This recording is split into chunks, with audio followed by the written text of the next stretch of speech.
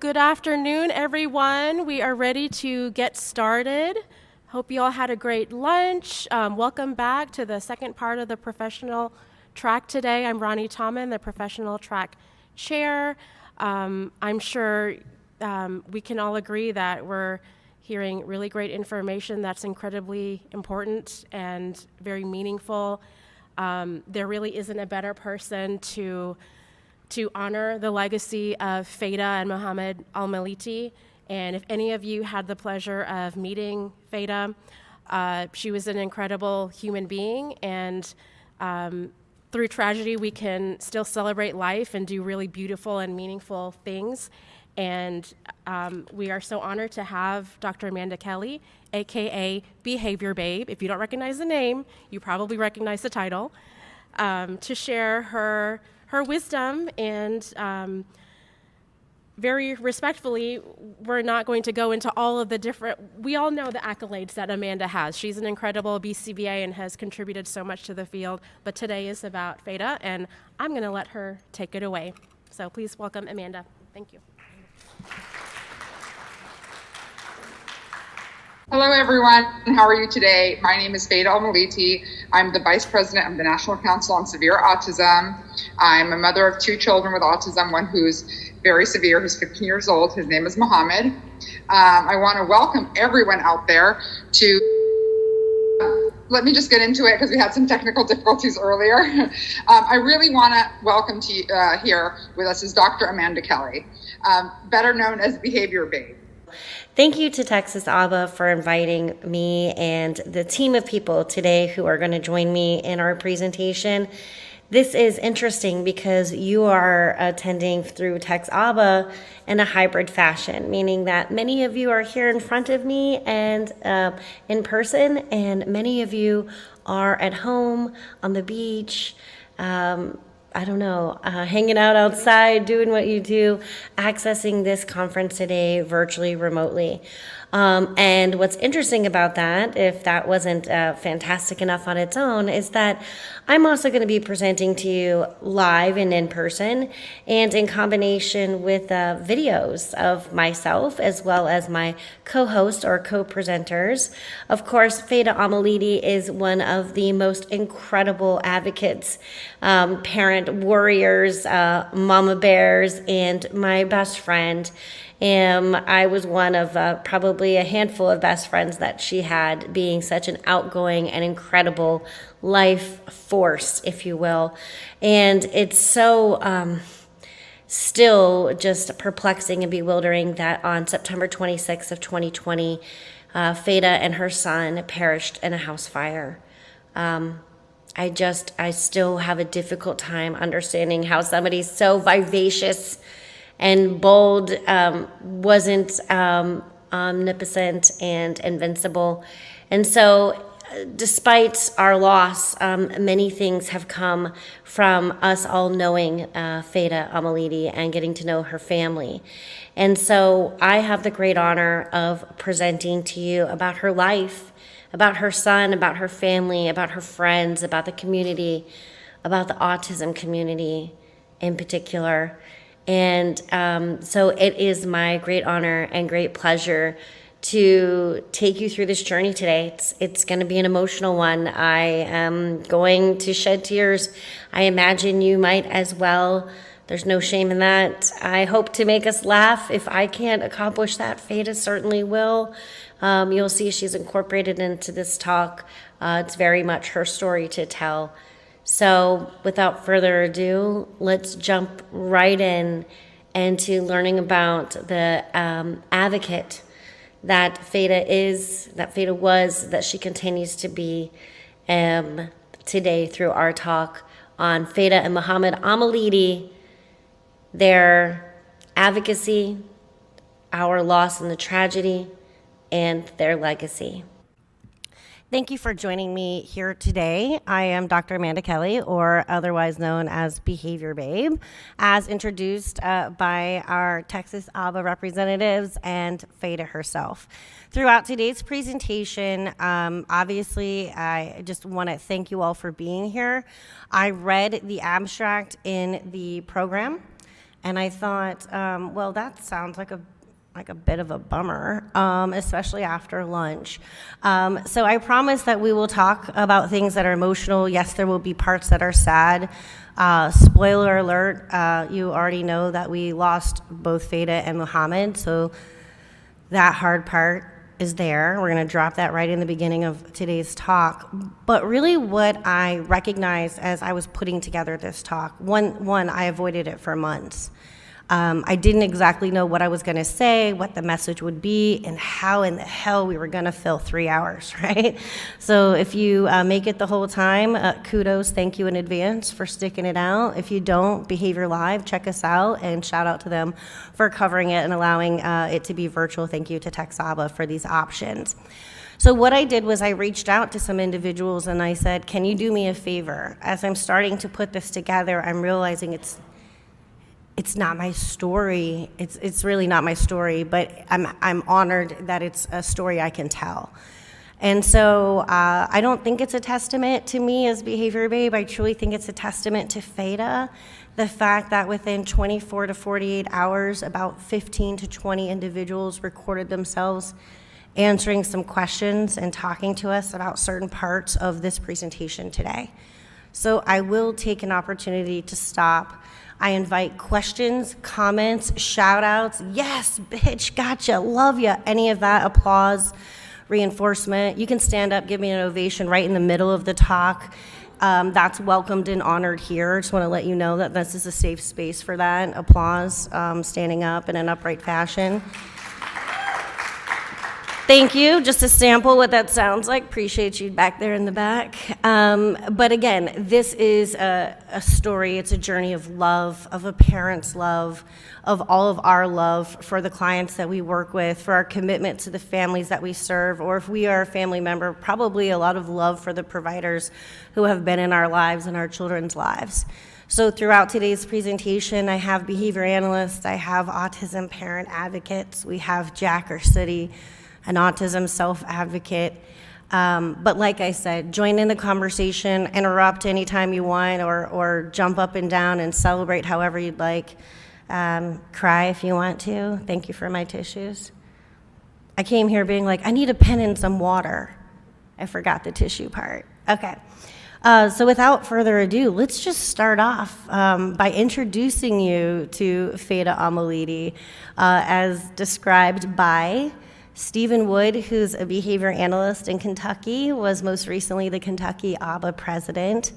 Lindsay McDermott, who is Muhammad's special education teacher at the Bay School in California. We have Morella Peterson, an autism parent advocate from Utah. Greg Elsky, who was the Cal ABA president the year of the Cal Nonference, otherwise known as the start of the pandemic. Thea Ferbert, an autism parent advocate from Bermuda. This is a worldwide community. David Warner, autism parent advocate from South Carolina. And Jill Escher, who is also a parent advocate and the co-founder of the National Council of Severe Autism. Feda! Feda was funny. She's friendly. She's fantastic. She's fierce. Ferocious. She's a flower. Feda was everyone. She's everything. She had energy. She was electric. She was entertaining. She was dynamic, delightful, distinct, dedicated. She was delicious. She was amazing. She's awesome. She was also an ass. We miss Feda. Thank you, Feda. Stephen put together for us a poem based off the letters of her name, F-E-D-A, Feda. You might hear throughout this presentation some people refer to her as Feda. That is also a pronunciation of her name. She introduced herself as both, depending on her community. Both are considered correct, and both are ways to honor her and her family. And I've just double-checked and confirmed with her family on that. I was like, was I saying her name wrong, like our whole friendship? Pretty sure she would have told me. My relationship with Feda is that we were professionally close. We became closer during the pandemic when Moo's educational situation was kind of more in crisis. when he was at home. Feda at first didn't know what to think about me because I'm vegetarian, and her love language is food. She told me finally that she'll let Moo's teacher be a vegetarian, but she's not letting a vegan be his teacher. She would bring me special food that was vegetarian every time, and then along with some sort of weird drink or something that she goes, oh, vegetarians are probably like this. She's so thoughtful and considerate of me and my dietary needs. Feda was really a thoughtful person. Feda. She, as everybody knows, is a force to be reckoned with. And I knew her as a friend. We met 11 years ago in Salt Lake City. And I think we met, well, I know we met at the summit. And I mean, how she introduced herself to everybody, like she knows you forever. Like I felt like I knew her because she's like, what's up, bitch? And I'm like, what's up, bitch? Like, I guess we know each other. So she just never knew a stranger. Our relationship were almost like siblings. Feda loved to mess with me and loved to rib me. She loved to play around. She was also, could be extremely serious and passionate at times, but mostly we had a joking relationship, and that made it a lot of fun to hang out with her. I had the opportunity to see Feda at the 13th Annual Autism Law Summit. She spoke about her son, Moo, and his troubles with regards to behaviors and not having anyone that she could reach out to who specialized in those certain behaviors. And so it resonated with me as a parent of a young adult with autism, because our children go through many things in life, and we want to be able to rely on people who have expertise in working with children with autism and being able to rely on them to help us better our lives, better our families. And so her advocacy for having those in the behavior analysis world specialize in certain things that will help our children grow to their full potential was something that I thought was amazing. She was such an advocate for her son and what he needed. I met Feda through Dr. Amanda Kelly. That was my very, very first experience with Feda. And I was told about how amazing she was. I told about all of the amazing work she had done, but I didn't quite know who Feda was. So I began to ask her to be my friend on Facebook, and I was looking at all of the incredible things that she would say and do, and then also to see this incredible live and vibrant person. I only knew a little bit at that point. I flew to Jackson Hole to go to an event where everybody that was any kind of advocate would be at. And that was my first actual in-person experience with Feda. Now, this was interesting because I walk into this lobby area and I hear laughing and giggling and excitement. And eventually Amanda had introduced me to Feda. I was apprehensive at first. I wasn't really sure what to think. I had never been around somebody that wore a headpiece before. It was very different for me. But there was something incredible about Feda. If you can think of every single great virtue in a person, like love and being caring and all of the things that you can think of, those were great words to describe who Feda was. But then there was this other piece to it that I often just refer to as a fire on top. She was loving, but she had fire to her love. She was caring, but she had fire to her caring. She was an advocate, but she had fire to her advocacy. That was what was so inspiring to me. It was not just the fact that she was this incredible advocate, but she was an incredible person. And I don't know that I'll ever meet somebody exactly like her. Probably not. Feda was Feda. But as time would go on, I would learn more, and I would get to see some of her incredible speeches online and get to learn more and more about her. And to this day, I still prepare my speeches by watching her speeches online. Because for me, to hear a person that was so real and honest, yet caring and loving and fun, who does that? Who is that? That was Feda. And I'm so blessed to have had the opportunity to meet such an incredible woman that really, really loved her son. Well, my relationship with Feda was one of opposites attracting, I suppose. She was a large, bombastic Arab woman who hadn't completed high school. And I was a very small Jewish woman who had a couple of graduate degrees that Feda couldn't stop making fun of. And but other than like all those kind of surface aspects, I think deep inside we were very similar people.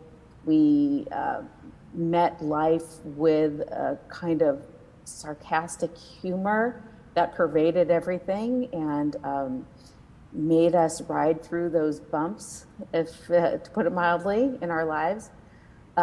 We were both extremely passionate about serving the autism community and about finding realistic answers in terms of policies and programs.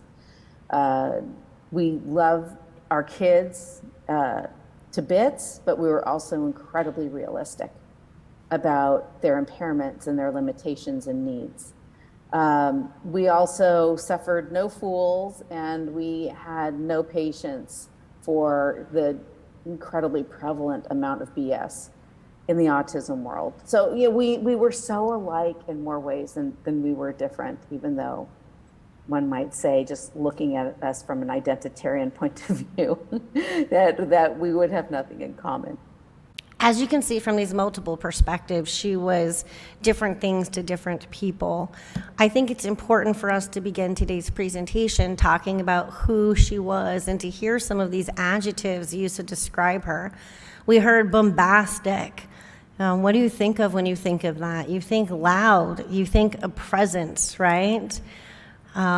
I appreciate David's vulnerability, stating I've never met somebody with a head wrap or a Muslim before, and it was really off-putting. Morella is a Mormon who I've never heard swear before, who told you the "what's up, bitch" story, which I think speaks to the sass that also is Feda. I remember 2018 Law Summit, and we'll talk about the Law Summit, and if you're interested at another date and time, I'm happy to share with you why that's my most important event I attend each year. But I remember bringing like the mom of Hawaii autism insurance reform, and we only had really one self-advocate in his family who were the face of it. And she hadn't spent a lot of time outside of Hawaii and lived most of her life there, was originally from Connecticut. And she walks into the summit on a scholarship, which is really the only way that Jerry could have made it to the summit, being as far as we were and needing to focus on her son and her family. And we are standing in the lobby, and very similar to the story that Morella told, I'm standing there and walks Feda into the hotel lobby. She comes around the corner. I don't quite see her, but Jerry, who's with me, who I'm like, these are our friends, you're in a safe space, like these are your comrades. And this large, bombastic, Arab woman comes running around the corner, and she smacks my ass, and she says, "Hey, hooker." I was like, "Hey, Feda, meet Jerry." Feda never embarrassed me. I'm also a pretty bombastic and large, loud woman. I think, unlike Jill, that's what attracted Feda and I to one another, is that we saw a lot of similarities in our personalities, and being personalities in the field of behavior analysis or autism service, treatment. To be quite honest, it's can be lonely sometimes. You know, people are excited for the things you've accomplished or the way you've helped the field or so forth, but are they willing to sacrifice the hours of driving to the Capitol, or are they able to? It's not even a willingness. And so the people who have those experiences, we have this connection, if you will. The same way that I see people uniting who've gone through a lot of other shared experiences, perhaps a cancer diagnosis, or those of us, all of us, who've survived thus far the pandemic and the versions that we've lived through together. So I think I love, though, that we heard from Jill Escher, who is the co-founder of the National Council of Severe Autism. We're going to hear a lot from Jill in today's presentation, and if anybody is here to keep it real, it's Jill, okay? So just kind of keep your eye on Jill. She's always going to bring it home, make it a little hard, and we need to have those hard conversations. Muhammed was a loving, caring, amazing, incredible, bombastic individual himself. But because of his limitations and I think a host of other contributing factors, yes, tragedies happen, but he didn't know he needed to exit the home, and he didn't understand, and physically she wasn't able to compel him outside of the home. And so although Feda, her sister, and her niece exited the house, Muhammed did not. And there's no way in this world or any other that she would leave her son alone. So she ran back into the house, I imagine, as many parents would. I'm not a parent, but I certainly can understand the commitment there. And she went in to compel him out of the house. Her sister recounts that it was about 20, 30 seconds before she no longer heard Feda saying, come on, Hamuda, let's go, we gotta go, let's go down the stairs. Let's go downstairs, then you can have Dora, let's go. She said it was 20 or 30 seconds before the next thing she heard, and the only thing she heard was the sound of glass popping. When the firefighters found them, they found them embraced. It wasn't the fire that killed them, it was the smoke. And because he wouldn't leave, she wrapped her arms around him and sat down and died with him. It is tragic, but it's also poetic, and it's this like physical symbol of her love and of the love of so many of the parents that I've had the privilege of working with. So as we go through today, I promise we're gonna laugh. It is gonna happen. I heard a few chuckles already. We'll get there. If you wanna hide your tears like I sometimes do at movie theaters, you know, back in the day when we used to go to movie theaters, I would like yawn. Yeah, that's why I got a tear in my eye. You do you. You do you. So what many people who know Feda or know a little bit about her don't realize is that she was a mother to 3 children. Muhammed was her son who was diagnosed with profound or severe autism. She also has another son who's on the autism spectrum. Yes, it's a spectrum, and he certainly has different challenges. In today's presentation, as I mentioned, I will be her vehicle, I will be her vessel. I'm happy, honored, and privileged to do so. But throughout our talk, we're not only going to hear from other people, we're going to hear from Feda. She did a lot of videos and recording. She has her own YouTube channel, so if you want to follow and subscribe afterwards, it's going to be at least the 8 best videos you've probably seen this year. And I know TikTok's got some competition out there, but still, right? She'd be all over that, by the way, where I haven't yet strayed. And I'm going to play for you some of those things. I think it's really important. As I combined her stories with other individual stories, I feel like there's a different lesson here. I think there's a lot of lessons here. One of them is being prepared and thinking about the things that are unlikely to occur but would be devastating if they happened, right? Natural disasters come in a lot of different ways. Personal tragedies impact individuals outside of our community as well. But there was a piece that was done after her death talking about it wasn't the fire that killed her or Muhammad. The paper states it was his autism. And I know that that's a pretty provocative thing, so I invite you to read that paper and delve into that and explore that a little bit for yourself more directly with the research or with the information. Feda also, though, was somebody who embraced conflict. You're going to hear people in today's presentations talk about her relationship and her ability to make relationships. You will also hear people talking about how they disagreed with her or how she had strong opinions that a lot of people might have disagreed with. When we think about the Autism Law Summit, when we think about behavior analysis, when we think about autism service coverage, when we think about any of these supports, licensure, certification, they involve advocacy, public policy, going and speaking with people, and it's something that you need relationships to do. My experience has taught me is that these are bipartisan issues if I've ever seen one, which is so incredible to sit in rooms with people who I think I'd have nothing else in common with. The greatest common denominator for us at the summit is our commitment and our caring and our compassion for the community, no matter who we are. So as you heard people state, she's a natural comedian. That's going to come out in this talk. And she never met a stranger. Throughout today's talk, we're not just going to focus on who Feda was. Well, I think that's very important and obviously very germane to this story and the lessons that I want you to walk away with from our presentation.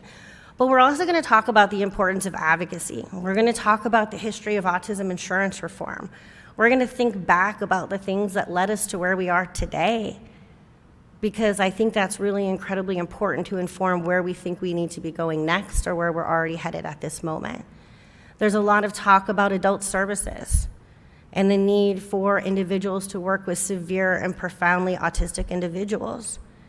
I hope that you walk away with some questions and some food for thought. And as I mentioned, I invite you to stop me at any time, participate, cheer, chant, honor them with tears, whatever fits and fills your cup. So let's shift and look at the importance of advocacy and parent perspectives on advocating. Some of you may know these facts and some of you may not. And I realize now that 60% of those who are certified in our field have been certified in the last 4 years. I know in my first 4 years of certification, I knew very little about the history of credentialing. I know that I was not necessarily involved in my state chapter, and I know that I had a lot of questions. I don't believe that that is necessarily the demographic of people who should necessarily or may have contacted the information to provide the history. Now, you could also be a veteran in the field and find yourself disconnected from this, or because you just do or focus on something separate within the profession. There's no shame in that either. I remember doing a presentation, my last in-person presentation prior to everything shutting down, which was OABA in Ohio of 2020. And I was presenting on advocacy and on the challenges and the trials and the tribulations and the success, and I had the honors of Drs. Cooper, Heron, and Heward sitting in the audience. Of course, they were not sitting in that order, and the entire time I'm presenting, I'm like, can you get up, and can you switch, and can you sit back down? It has to be Cooper, Heron, and Heward in my head, And afterwards, Dr. Heron said, Amanda, I had no idea. We had no idea. Like, wrote this incredible foundational textbook, right? All this amazing information, and just was not in the realm of advocacy. Or for us in Hawaii, when I lived there I lived there for like the last 7 or 8 years, we were the 42nd state to pass. So when we talk about insurance, all of us now are living in states that provide autism insurance reform coverage. And the reason why I can say that is because now all 50 states do. But it wasn't until 2019 that that was true. And 2019 was the last Autism Law Summit that we would have Feda present at. So again, I'm going to have a lot of her friends and fellow parent autism advocates tell us about autism insurance reform and the importance of advocating and on being involved and making sure that individuals with autism absolutely should have a voice. However, when we're talking about some individuals who are profoundly impacted, they also deserve a voice. There's no but there. It's just, however, it's harder to sometimes get the voice to be truly their voice and communicate the needs that really show what they need in their lives. And so in those situations, it's been their parents, in many cases, those who care so deeply about them. So parents, advocates, such as the parents in this video, are very much responsible for autism insurance reform. And many would state, or some I think would agree, that that's what led to the growth of the field of behavior analysis. So we know there's some problems going on. There always have been, and there probably always will be. But as behavior analysts, we are natural problem solvers. I don't think you should get too excited that we found the problems. I think we should get more excited that we have the science that will help us solve the problems if we choose and realize how we can harness that information. So to this, I'm gonna have Morella Peterson, an autism advocate, parent advocate, as well as Feda, Lori Unum, who is the CEO now of the Council of Autism Service Providers. Many of you know her as the face of autism insurance reform, or that lady who always wore the red blazer. Some of you might recognize her that way. As well as Patty from Pennsylvania and Kristen Jacobson, who advocated alongside Feda in California. So this question is really about the importance of advocacy and on parent perspectives and involvement with advocating. Why is advocacy so important? Advocacy is so important because the people who are experiencing it know it on such a deep level, but people who are not, it's just that it's passing by. It's other things, and you know, sometimes we get in our silos and we advocate for different things, and they say, well, why is autism such a priority? Why not childhood cancer or heart disease or mental health or all these things? They are important. That's the answer. They are all important.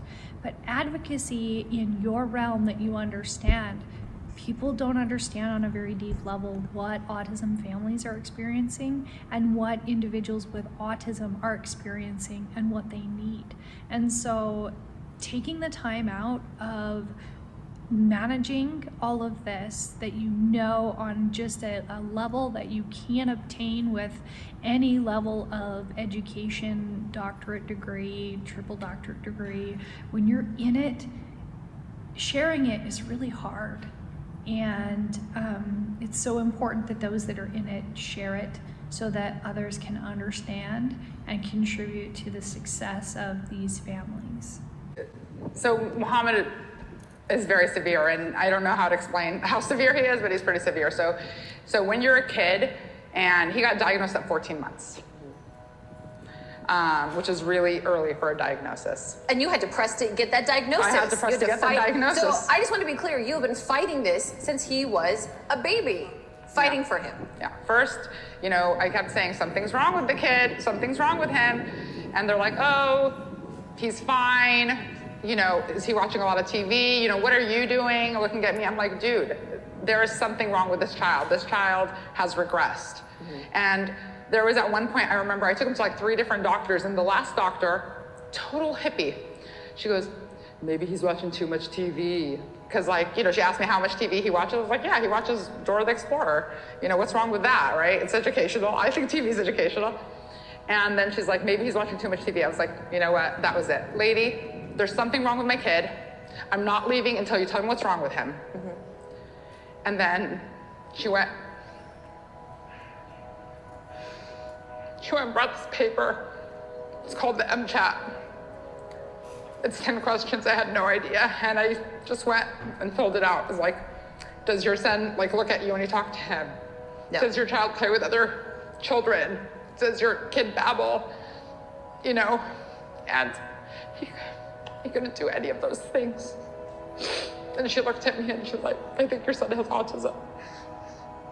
And that was the first time I'd ever heard about it, like other than Rain Man. And from that moment, she gave me this number and she's like, call this number, it's the regional center. You're like, what's a regional center? I was like, what's a regional center?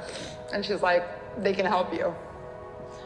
And looking back to me, from the first moment of diagnosis, he got pawned off. From the first minute. And that's like how we would get punted from one place to another. I'd go to my health plan. I'd be like, okay, well, you guys diagnosed him with autism. Yeah. How are we gonna help him? Help him, right? They'd say, oh, well, we don't do that. Go to the school district, right? So then went to the school district and I asked them for services. And they're like, oh, well, we don't do ABA. We only do educational stuff. We do classroom. Go to your insurance company. I just kept getting punted from place to place. I went back to my health plan. I'm like, you guys diagnosed with him autism and you're sending me to the school district. If you diagnosed him with cancer, would you send me to the school district for treatment? It just didn't make sense to me. Autism is a medical condition. and it needs to be treated medically. So, and that was it. It wasn't because I knew anything about health insurance or knew anything about the laws or frankly knew anything about how to advocate. It just that something wasn't right. And then I had a kid who was sitting at home, you know, banging his head against the wall that I had to help. You know, and I just had no choice but to do. And I just kept going after them. At first, all I wanted was occupational therapy. I just said, dude, he can't eat. Yeah. Can you just teach him how to eat with a spoon? And they were so resistant to even that. My son, at 3 years old, was still drinking Pediasure from a bottle. You know, that's how he was getting all his nutrition, through Pediasure. He was still completely on diapers. He would only, you know, 3 foods, I'd call it the beige diet, right? So chicken nuggets, yeah, crackers, yep, and the Pediasure, it's the beige diet. And this is before Kim Kardashian made beige like a thing. Like, no, totally before. Yeah. No. But I'm sorry, I don't remember what I was talking about. Talking that you wanted for occupational therapy. Yeah, all I wanted was health occupational therapy. All I wanted was to get this kid off a bottle. Literally, that's all I wanted. He needs to eat real food. But they were so resistant to even that I was like, you know what? I'm gonna ask for everything. I'm gonna ask for speech, occupational therapy, ABA, the whole shebang. I, at that point, never thought I could dream my whole life that I could get ABA covered by insurance. Like, no one did. No one did. I mean, I just didn't even think it was a possibility. I was like, you know what? Screw it. You know what I'm saying? I'm gonna ask for the whole thing. This is what he needs. You know? And I'd had issues with the school district and things like that before, but to go up against your school district is one thing. To go up against a multi-billion-dollar health plan is another thing. Yeah. You know, they have, you know, doctors and lawyers and lots of fancy arguments that they can use, you know, and they call things with like ABA custodial care, which I had to Google and look up because I didn't know any of that. Because you have to understand, I didn't even graduate from high school. You know, I just wanted my kid to get some help, right? And they had all this literature that they were submitting and medical records to show that, you know, ABA wasn't medically necessary for Muhammed. And it's experimental, it's educational, it's custodial care, I mean, you name it. And I had nothing except I found a journal article, was about the medical management of autism that said ABA speech and OT are like kind of the gold standard treatments. And I wrote the reviewer a letter. That was the independent medical reviewer. And I basically wrote them, I said, I know there's no cure for autism, but ABA, speech, occupational therapy are the best chance that my son will improve his quality of life. And I won, and I couldn't believe it. I think it was Margaret Mead who said, never doubt that a small group of committed citizens can change the world. Indeed, it's the only thing that ever has.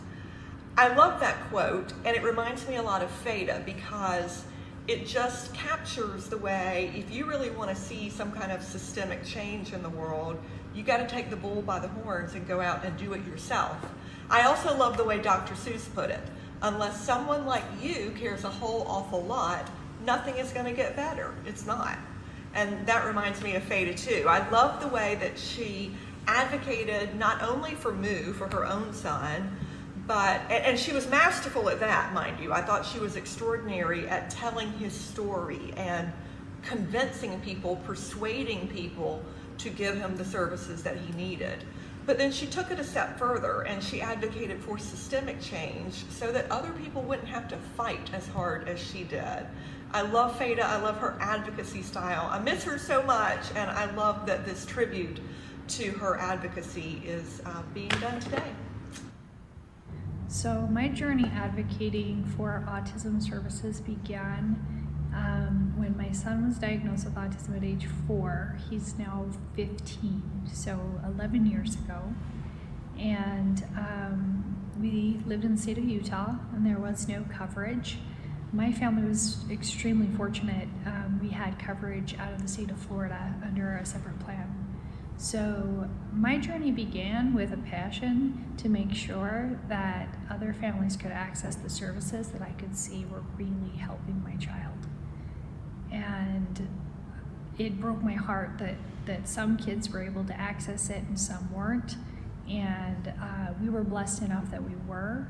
And so we did, I worked full-time in the day as a IT project manager, and we had full-time ABA. I had 3 kids in diapers. I was working on a doctorate degree and worked with the Utah Autism Coalition to advocate. And we met with, I believe, 102 different legislators in cottage meetings. We set up meetings around the state and really brought to them the experience. And some of those experiences advocating were painful and difficult,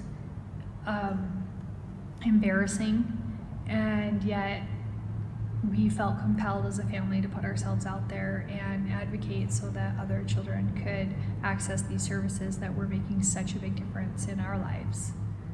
My advocacy journey started at the Pennsylvania state level and then continued to the federal level and has pretty much been anywhere and everywhere in between since then. I once got in a car at 5 a.m. with several other Pittsburgh autism moms and drove 5 hours each way to Washington, D.C. because we heard that our local legislator had a big say in how the Department of Defense money was going to be spent, and that there was a portion that was going to go to research, and we wanted to make sure that it was going to go to autism research. Feda was always willing to go the extra mile to help others and to advocate for others. She was going to do anything and everything she could to help her son Muhammed, even to her death. My advocacy journey looks a little bit differently now. I'm no longer storming capitals, but I do lend my story and my journey and my voice, especially as it relates to the adult autism community, as my son is now 26. Feda taught us that it's all important to use your voice and contribute when and where and however you could. She also taught us that you could disagree strongly, even with the legislators, but at the end of the day, everyone gets in the group hug and we keep fighting. Her and Muhammad's death reminds us that we still have a long way to go.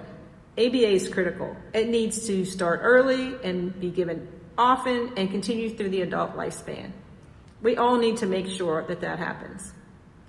Her and Muhammad's life did not have to end the way it did. But I can assure you that Feda would want us all to keep fighting the good fight. Feda was part of a triumvirate of us in California. Me and Feda and Karen were sort of the 3 who initiated the autism reform movement in California. And we actually had at one point considered calling the bill Max Law, which would be for Muhammed, Aaron, and Connor, our 3 sons that we were working on this for. For a variety of reasons, we were never able to actually name the law that way, but it really should have been. And the 3 of us really made a powerful team in California to get one of the strongest laws in the nation passed for autism insurance reform. One of the funniest experiences advocating. So, as an advocate, it wasn't like I had full-time childcare or a lot of support or ability to just go do all these meetings and do all these things. I'm dealing with autism at home. So how do you manage that and advocate and step into a world of politics that you've never really at a level you've never explored? And so I had to bring my kids with me. So I'd have to drag my kids along to all of these meetings with legislators, and you can imagine how excited they were to go and to be there at these events.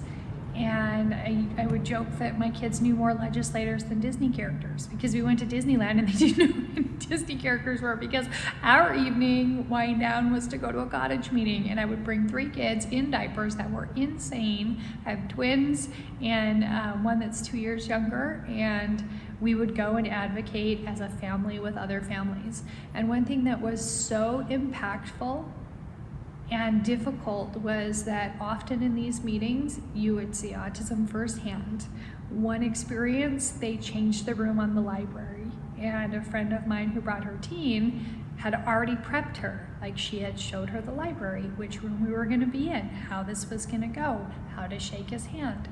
And then the librarian was like, no, we're gonna put you in a different room. And the legislator, the senator that showed up, happened to be an insurance guy by trade, legislator in his part-time. And he got to see firsthand what happens when you put hours of effort into training a child to be able to access a civic meeting in a public library. And she had a total meltdown over the room change, and they were kicked out of the library. They were dismissed from the library, and the senator being dismissed from the library, I mean, the librarian didn't know who he was, but he called me and was just like, I get this on a different level.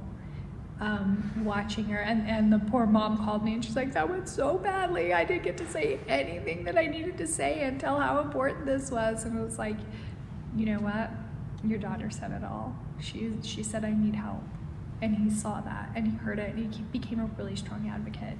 So even when things went really sideways, we had opportunities that were just, by the grace of God, people changed their minds.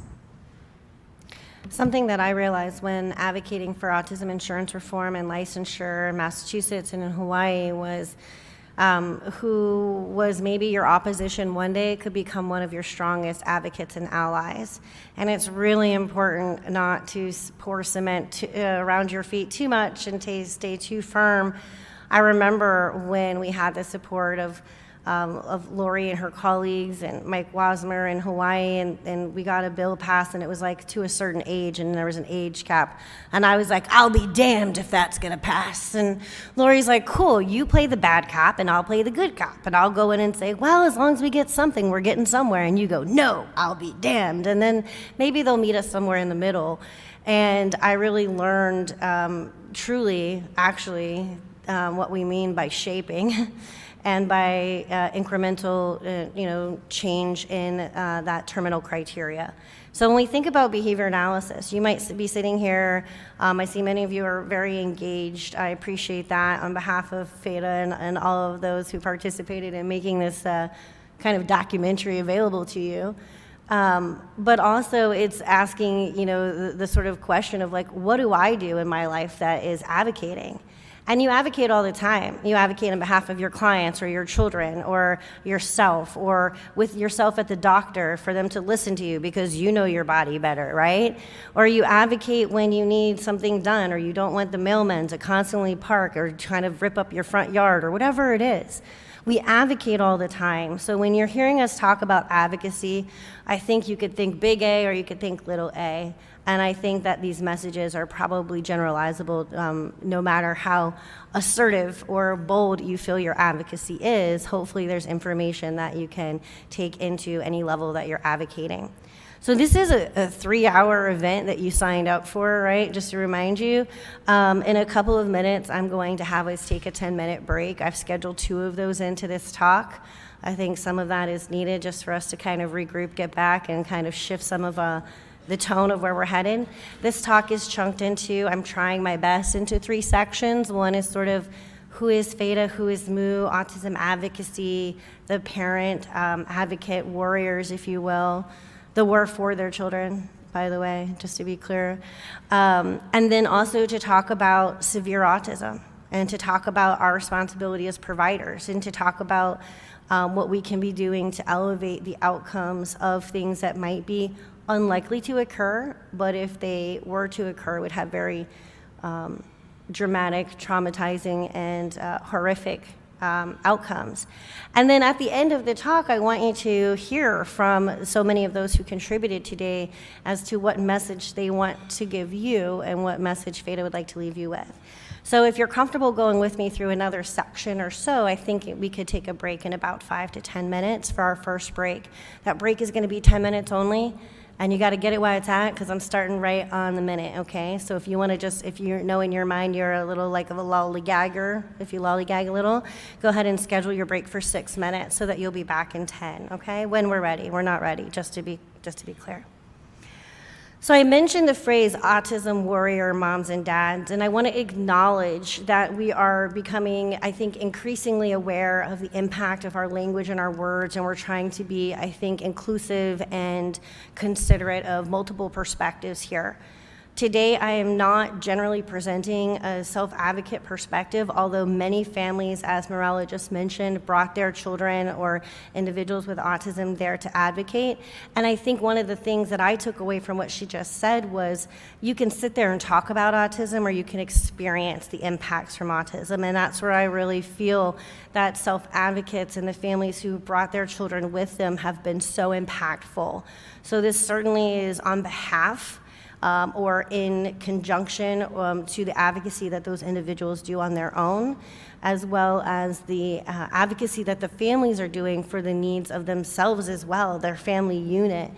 Autism is not impacting an individual, it's impacting everybody. And so how do we create the environments and the conditions where families aren't fighting for every ounce of everything and maybe can spend their time being parents and doing what brings them joy? That's my hope. So I want to talk to you about what I have not dubbed this title, but I've summarized it as Autism Warrior Moms and Dads. For decades, parents have been blamed for their children's behaviors, diagnosis, or for selecting the wrong treatment. In the 50s, this was referred to as the refrigerator parents, or refrigerator mother, to be more specific, stating that perhaps you were too cold or not caring. I had a friend who I knew who had lived in the Middle East in England, and she talked about maybe you got the evil eye from the midwife, maybe, and there's all of these different beliefs, but it often comes down to something you did as an individual that's wrong for this person that you love and care for. And I'm a big advocate of stopping that practice or promoting conversations that don't lead to blame, but lead to how we all take a part in advocating for outcomes and solutions. And I've just been so incredibly inspired by the advocacy of the families that I've seen. So despite this, I've met many families who persist in their advocacy because their life, their circumstance, and their child gives them no alternative. And they are going to do the best they can for their children as long as they are living and breathing.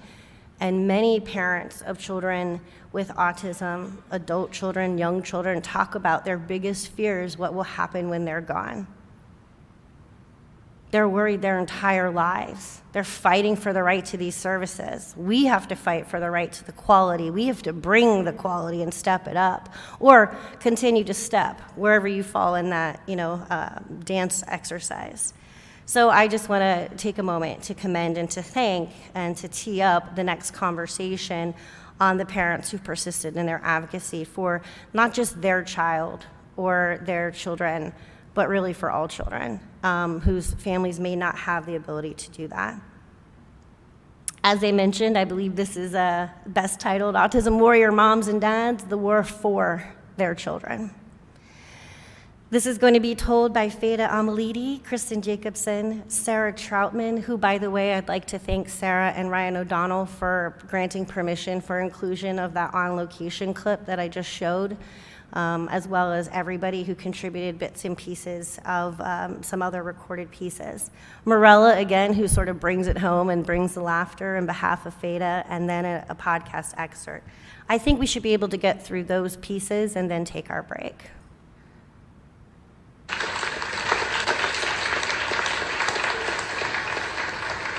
Thank you, and I want to introduce my good friend and a tremendous advocate, Feda Almaliti. I'm sorry if I pronounced that name wrong, Feda. With the Autism Health Advocates.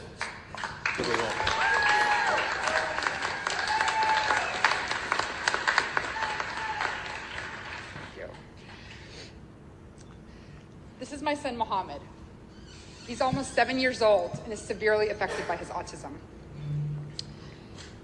While this picture may look like just a happy kid at the beach, I can tell you it signifies much, much more for our family. This picture signifies our family's 2-year battle with our insurance company to get treatment for his autism. This picture signifies denials, appeals, and delays every corner. This picture signifies what early intervention can do. It signifies hope and a bright future for my son. Before treatment, my family was falling apart. I can't even begin to tell you how stressful it is, knowing that there is treatment out there for your child and it's just out of your grasp. Before treatment, a typical family outing at the beach was impossible for our family. We couldn't take Muhammad there or anywhere and keep him safe. Before treatment, Muhammad would bang his head against the wall. He would bolt into traffic. We couldn't get him in the car. And then we couldn't get him out of the car. Everything was hard for us, everything. Even going to sleep, everything was a struggle. Today, I'm happy to report that since receiving treatment, Muhammad is doing much, much better.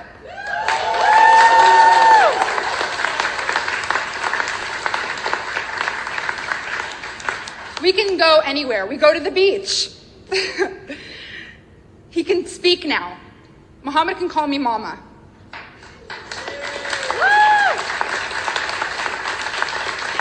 He can now communicate his basic needs on a communication device. He asked me for Cheetos yesterday. He asked me every 2 minutes, but the fact is that he asked me. Life today is all about the possible, but it wasn't always that way. I don't want another family to go through what we went through. You know it's hard enough raising a child with autism. We shouldn't have to struggle this hard just to get coverage that we pay for every month.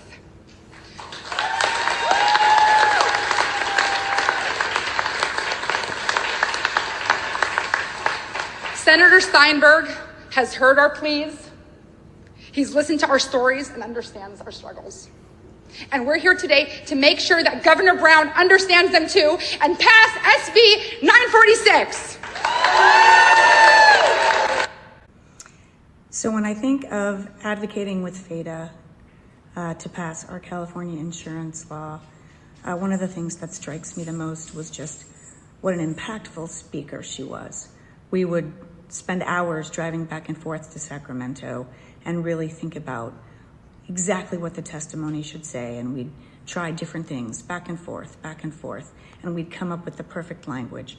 And then Feda would just be able to deliver it with just exceptional poignancy and impact, and she could really just move the room, to tears, to happiness, wherever she needed to move it. She was just such a powerful spokeswoman, and I loved that about her. But then what I admire about you, and what I admire about so many other autism mom warriors, is you were like, you know what? This is great for Moo.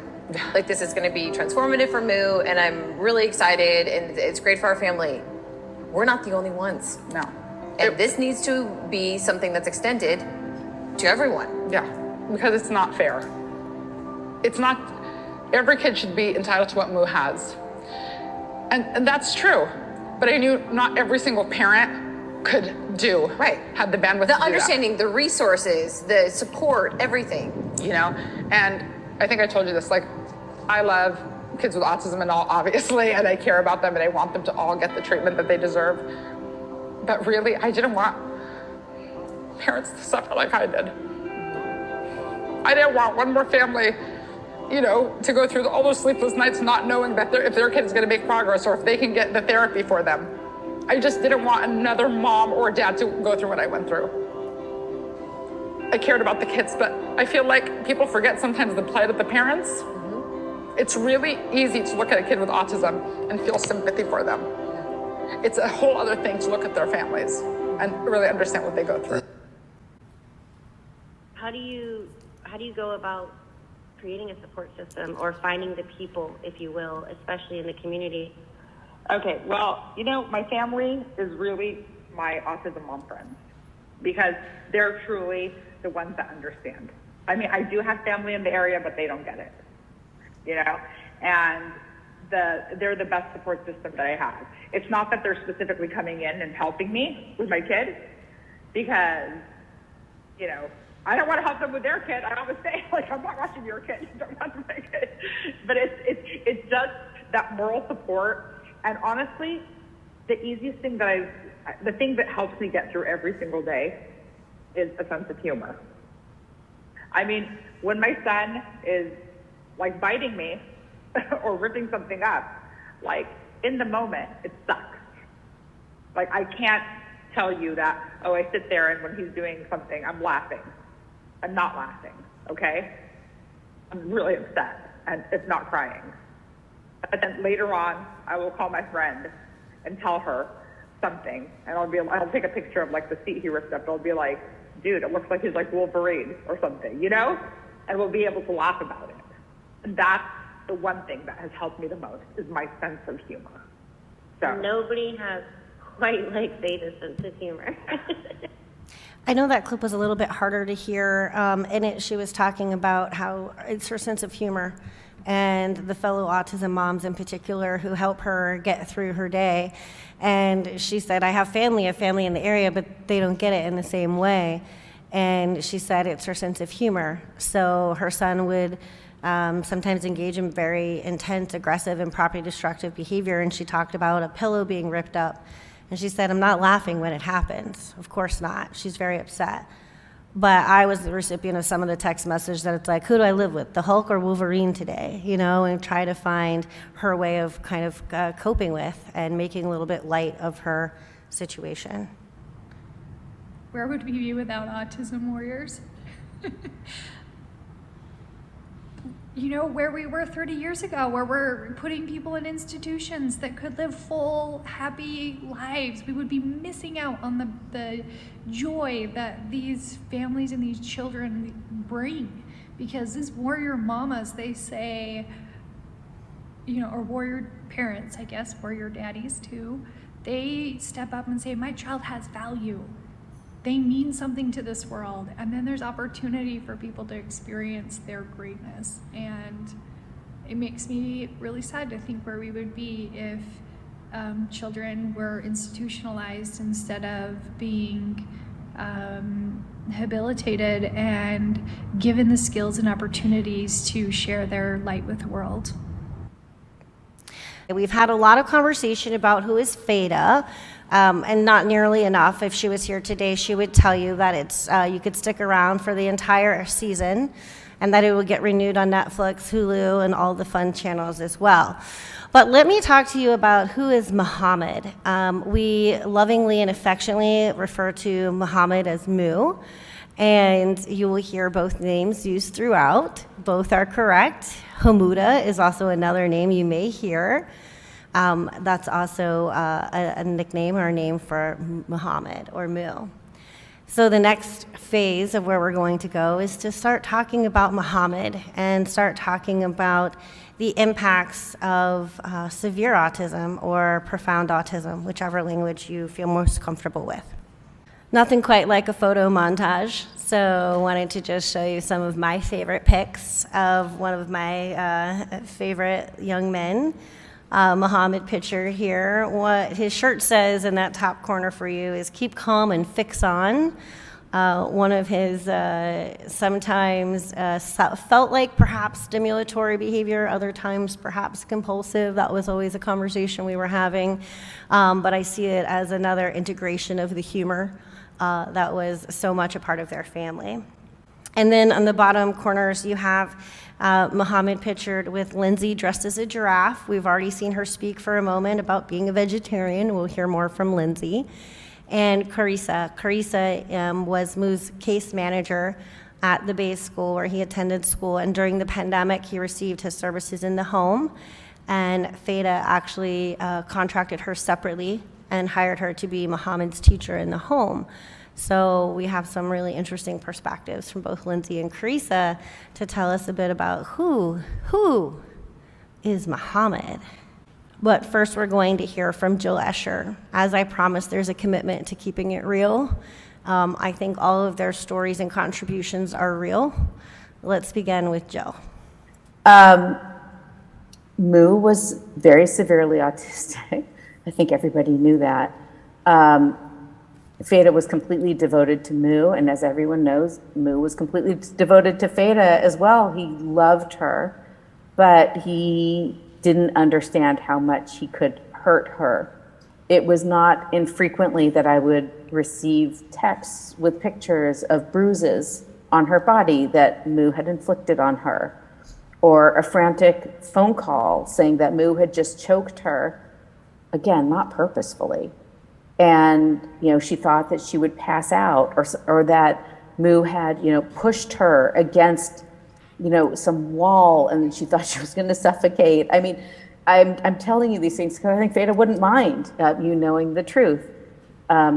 He was also tremendously destructive. Her house was in a constant state of kind of semi-shambles. Everything, so many things needed repair all the time. I remember we had a handyman who was working with her, and he basically said he should move in. There was so much work to do. So I'm not sugarcoating how difficult it was with Moo. But, despite it all, like all of us autism parents, when we love our kids profoundly, we know it's not their fault. We know they don't intend to cause damage or to harm. It's just part of how they were made. Hi, I'm Kadisa. I worked with Muhammed both at the base school and at home. When I worked with Muhammed at home, every time I would go to the bathroom, he would go and take a bite of like a block of cheese from the fridge. And I'd catch him there, or I noticed that he hadn't been doing the activity that I had set him up with before I went to the bathroom. And someone would tell me that he went into the fridge. But that was always kind of a funny thing that everyone was aware of, that the bite marks in the cheese were Muhammed. I met Muhammed on my second interview at the school that he went to about 10 years ago. He was very little, and he wasn't the student profile that usually would be doing the hands-on portion of the interview. So the process was novel to him and to me. So I ran a TACT or LR trial, and he had earned a mint at the end of it. That's what he had been working for. So not knowing what I was doing, I gave him the entire mint for doing something that he could do in his sleep. He got so excited that the admin and teacher actually kind of giggled. And I remember just thinking, I bombed this interview. The admin are laughing. So when I was excused, I kind of rushed out of the building, and then I felt this hand, as I was going out the door, I felt this hand on my shoulder, and it was Moo asking me for mints. And I just, from then on, we were friends. That was great. One of my favorite memories that I always think about was one day at the base school. It was, he had earned the swing. We had been inside, he earned the swing. We go start walking to the playground. We realize it's raining, so we have to go get his jacket. And that was one of those days where he just had a big smile on his face, and he was happy to delay that access to the swing to go get his jacket. And we went outside, and it was just us because it was raining. It was just the two of us on the playground. Me pushing him on the swing a little bit, and it's also one of my favorite photos there is of him is him and his big old smile on the swing in the rain. And then he got off when he was done, and we sat down at the table that was outside under like a little canopy, and we just sat there. I wasn't giving him any directions. We didn't have any program that we were necessarily doing at that moment. We were just sitting together under the canopy in the rain. It was just us on the playground. And he just seemed so calm and peaceful, and wasn't worried about fixing items. He was just, or at least I was just sitting there enjoying the sound of the rain and the company and the peacefulness it was. And then he just kind of like all on his own, just put his arm over my shoulders, and it was the sweetest thing. That's another of one of my favorite photos that there is he and I out there that day. I love how Carisa's favorite story wasn't about a particular program that they taught, or even an outing, or even about him making gains with a social interaction with a peer. It was a moment where they were just there and connected as humans. And I think that story, because I had the chance to know Carisa, I think it truly captures very sweetly a portion, a glimpse into their relationship. I can't think of one fond memory with Muhammed. There's just fond moments of real connection and friendship. The way he would laugh when I did something ridiculous, his side eye, his large hand on my shoulder, the way he kind of sniffed you sometimes, his eye rolling. He really made fun of me a lot when I did silly things, and I appreciated that about him. We spent a lot of time together, and I have a lot of just wonderful moments that really no one else would understand. How did working with them impact me? I was thinking about this question, and I don't even know what to say. In every way, they impacted me. Working with kids with autism or clients with autism, taught me so much.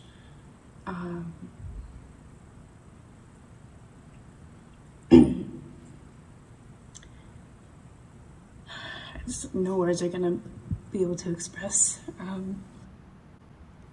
I don't think Carisa's alone in struggling to find all of the words that would express the relationships and the energy and the humans that Feda and Muhammed were and are. And I know that in asking people to participate, it was an emotional journey for them. And so I just want to acknowledge, her really authentic contributions and everyone's authentic contributions to this conversation. The impact that Mu and Feda had on me is really hard for me to put into words. Because of Mu and Feda, I'm more parent-centered in my practice. Feda really wore her heart on her sleeve, and I learned a lot about the challenges that she faced as a parent of a child with autism. I'm able to think about those challenges and understand them a little tiny bit better and apply that when I'm working with my parents. Feda didn't fight for her child, but she fought for all children with autism, and that's something I'd like to think I'm going to take with me as well. Because of Mu, lemons are a little bit sweeter, ice cream tastes a little bit better, and unfortunately Dora the Explorer is still annoying. They were two really wonderful people, and I don't think I'll ever know the impact that they had on me. I'm so grateful that I was able to connect with and reach out to his teachers. For me, when we lost Feda and Muhammed, obviously so many emotions. And for those of you who've experienced some of that level of intense grief, you might recall or think back to the things that you were like, I have to make sure that, we call everybody, or that the beds are made, or whatever, however it manifests for you. And I just kept saying, we can't forget about Mu, because that is who Feda lived for. Her children are who she lived for. And you'll hear later in this talk where she would listen to everything you had to say and applaud you for your accolades and say, oh, that's so good, Amanda, you got a PhD, awesome. And what are you going to do for my son? And that's the unrelenting love and persistence that is the advocacy of the autism parent advocates. Muhammed was 15 years old. He passed 2 months before his 16th birthday, which is a big one. He was diagnosed, as we know, with autism when he was 14 months old. Getting a diagnosis is very difficult for families still to this day. More difficult if you're persons of color, if you have different socioeconomic backgrounds, if you're of different cultures, just depending on where you live and how informed your doctors are. Muhammed himself was a strong self-advocate for autism insurance reform, and he was not a passive participant by any means in his life. He loved, as we know, Dora the Explorer, and as Lindsay stated, still pretty annoying. Also baking with his cousin Ananice, going to the movies. And the reason why Lindsay said eating lemons are a little bit sweeter, even they taste sweeter now, is there's a lemon tree in the neighborhood, and one of Muhammad's favorite things to do was to ask to go, and Feda would take him, or individuals who were working with him, and he would just put them in his pocket, and sometimes just take a big chunk out of them. Sometimes he'd peel them, sometimes he didn't peel them, to each their own, right? And gosh, when life hands you lemons, like Muhammad would just take a big-ass bite out of it.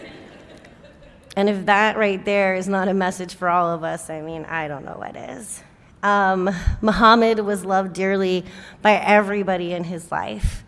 And it's that love mixed with the authenticity and the realness of his needs that I think help us have very difficult conversations about honoring and respecting him for who he is and creating a world of reinforcers and lessons that would allow him to survive a house fire.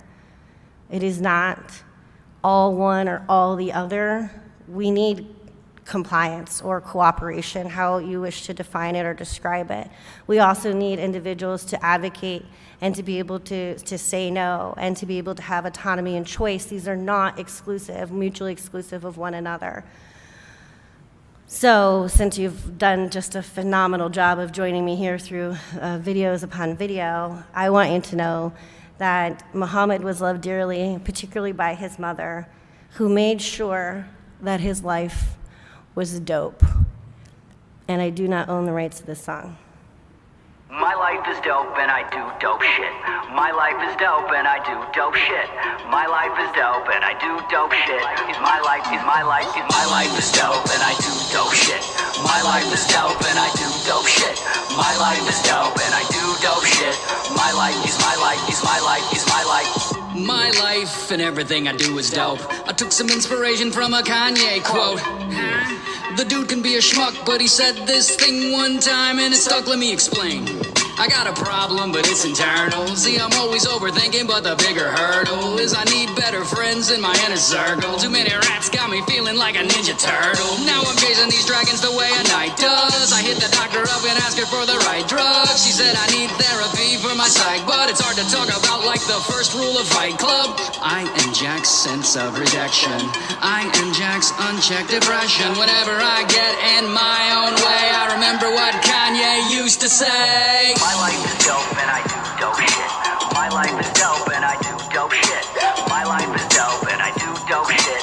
My life is my life is my life is my life is my life is dope and I do dope shit.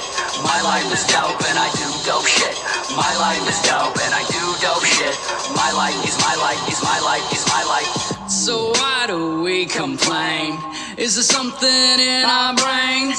Is everyone defective? Let me give you some perspective. You think the world sucks, but how can we judge? You think that you're the only one whose life is down in the mud?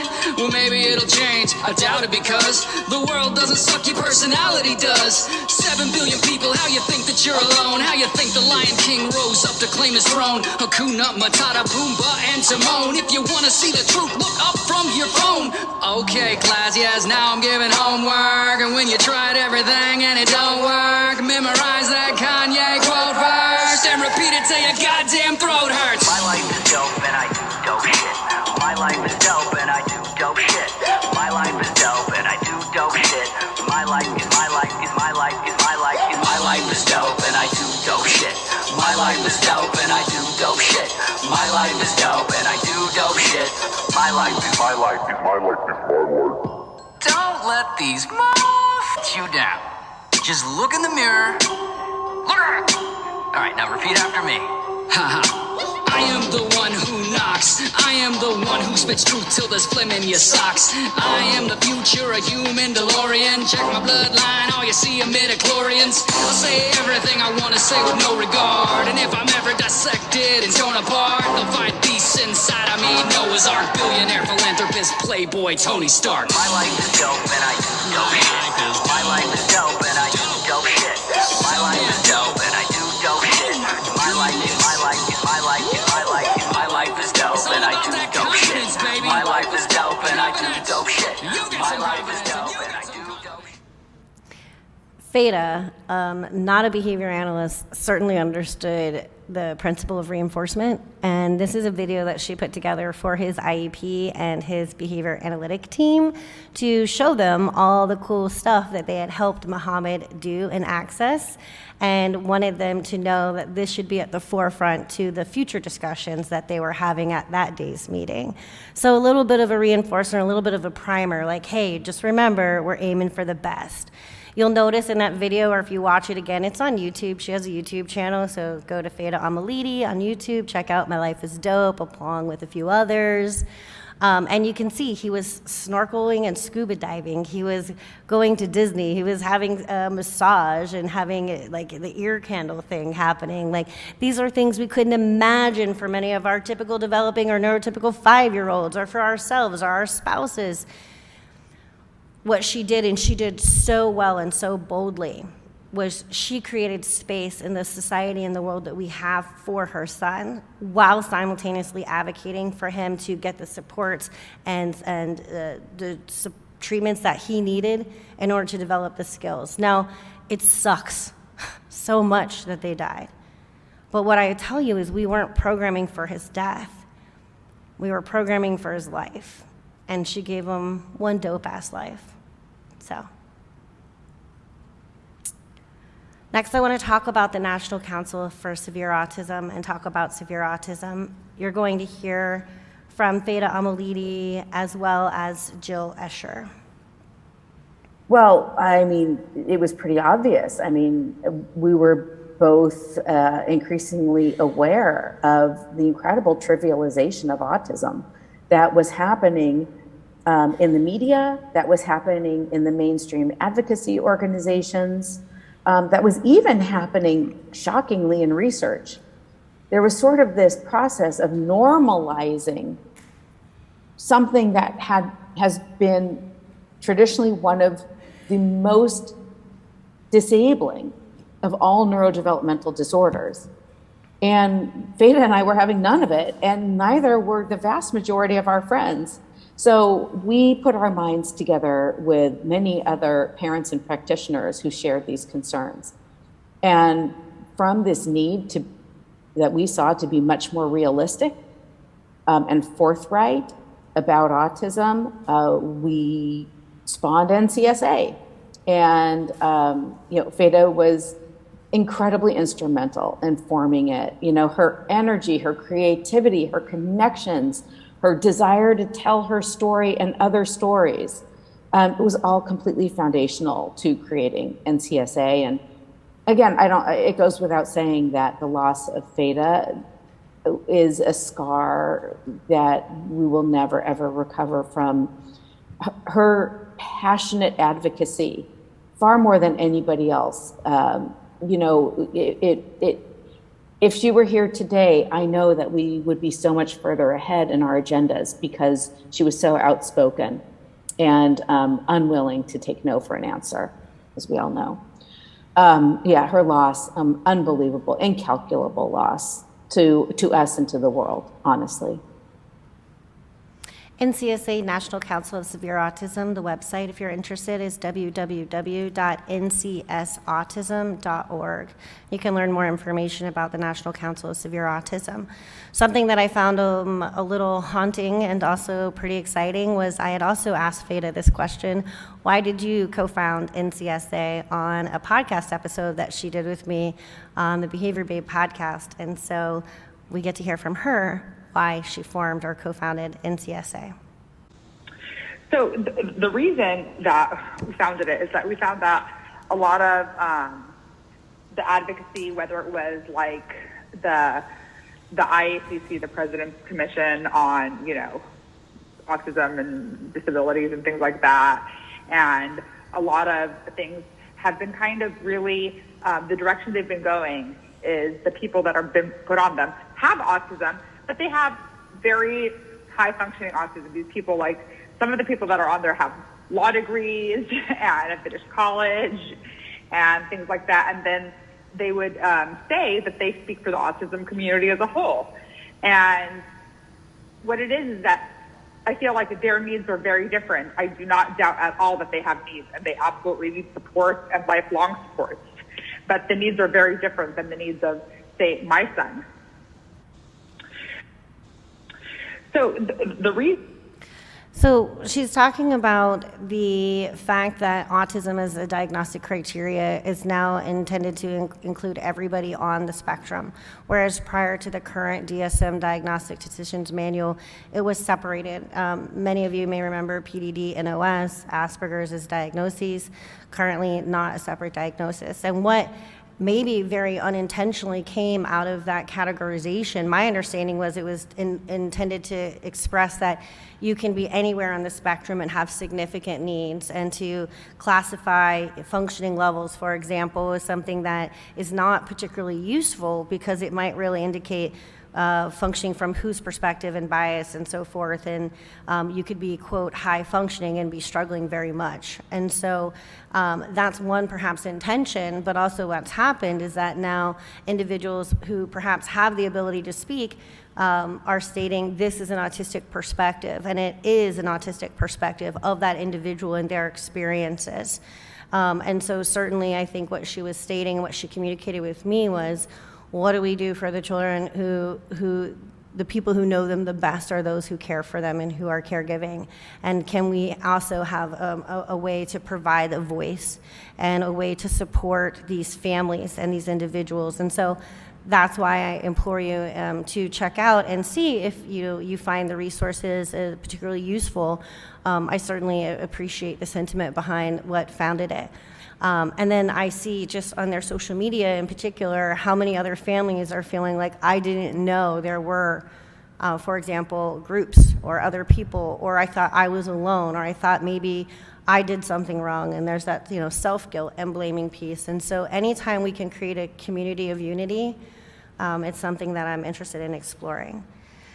So Jill had mentioned a little bit that if Feda were here today, what she would say. And so I did ask this question as well, and this is going to be presented by Greg Elski, Feda, which I might not play that clip for the sake of time, and then Emily Wright, who is also an autism parent advocate from South Carolina. If she were here today, what message would she give to behavior analysts? Well, I think it would be filled with four-letter words, because she loved to do that. And while Feda was incredibly passionate about the science of behavior analysis, she also had a lot of concerns and worried about it as well, because she knew how effective ABA can be for individuals with autism, but was not always seeing the science practiced in the way that our literature presents itself. And I know she just had worries about the future. The funding for ABA is coming from health insurance, from private insurance funding. And, along this line, because we're doing the medical model of ABA, I feel like we need to continue pursuing down that path. And within the medical model, it's doctors subspecialize. You go to your pediatrician. If your kid constantly, like you have an ear infection, you take your kid to the pediatrician, and they'll just give you medicine. You'll see that pediatrician like once or something. But like if the kid is constantly getting ear infections, then the pediatrician will send you to a specialist, like an ENT doctor. And that's the thing, is that that's what we need to pursue, is that we need to have specialties in ABA. My son has severe problems behavior. He's aggressive, assaultive, has property destruction. And we had lots of BCBAs that were working with him that tried, okay, but they couldn't work with him. They couldn't deal with his behavior. And so this is the reason it's like, well, who can? Who's going to be able to do this? And there's not a lot of BCBAs out there, actually, that, they might have some experience or they learn about it, but they're not really dealing with kids. A lot of them that are older kids that have these problem behaviors. My son is 14 years old. He's 6'1". He's 260 pounds. He's a big kid. And most of the BCBAs that I know are primarily early interventionists. I see many of you nodding your heads. It's not a slight to those who specialize in early intervention. We need specialists in that area as well, and the most effective, high quality, without disruption and delay, early and intensive supports that we can provide, of course, the better, the faster, the quicker, and hopefully the more robust the outcomes. I remember when Feda first brought up to me her idea of subspecialties, like we were ready to like throw down, but with lots of love between us. I was like, no, I've already studied how much, we already pay how much, then you add in licensure in states that have licensure on top of certification. We're specializing in this. Doctors might have to have subspecialties, but they have a different structure. How do we go backwards with what we've already created? Is that something that we do moving forward? And I just hadn't fully flushed out the thoughts, I think, in the way that she had. And I think in future presentations, I'd be happy to discuss with you as well a little bit more about the idea of that. Now, what we know from our ethical code is as behavior analysts, we must demonstrate competency and have competency in the areas that we are providing services and that we are supervising others to provide services. Are you telling me that none of us have children or students or clients who grow up? You don't have to be in the field for 20 years for that to happen, but for those of you like me who have been in the field for 20 years, all of my 2-year-olds are now 22. And yet we're still having conversations about adults. And I know that there's some action, and I know that there's some movement. I'd like to see more, and I'd like to hear about the things that you're doing or that you experience or encounter in your realm. Because I think when we find successful models, just like with insurance, just like with licensure, we learn where the mistakes are, we learn how to refine and how to get stronger and stronger supports, funding, legislation, and so forth. So if we can take what each other have accomplished or the ideas that you're bringing to fruition and replicate them, then we can start looking at some real meaningful access for our adults as well. Feda was someone who was creative. I loved her idea of BCBA specializing the way doctors and lawyers specialize. You have your neurologists and your pediatricians and your ear, nose, and throat doctors and all those kinds of specialties. And she proposed the idea of BCBA specializing as well. And I thought that was brilliant because autism is quite the spectrum. And there are so many different areas. It's very difficult for any one individual to be an expert in all of them. And so I thought it was brilliant of her to suggest specialization within BCBA so that you're able to really focus on and specialize in specific types of behaviors or seasons of life or specific ways to help people function better. So I thought that was wonderful. Specific behaviors or seasons of life. I'm always going to use that phrase from now on. Thanks, Emily. So I asked many of our participants and co-presenters, if you will, what are some barriers that are being faced by the autism community? Not just individuals with autism, yes, individuals with autism, their families, the workforce, ourselves, all of it. What are some of the problems? Well, a lot of people had a lot of things to say, and I'm not here to give you a heavy burden to carry on top of what you walked in today. I think that hopefully we have some suggestions and solutions, or at least conversations to get us in that direction. But I recognize that I've had very little active student or responding from our participants today.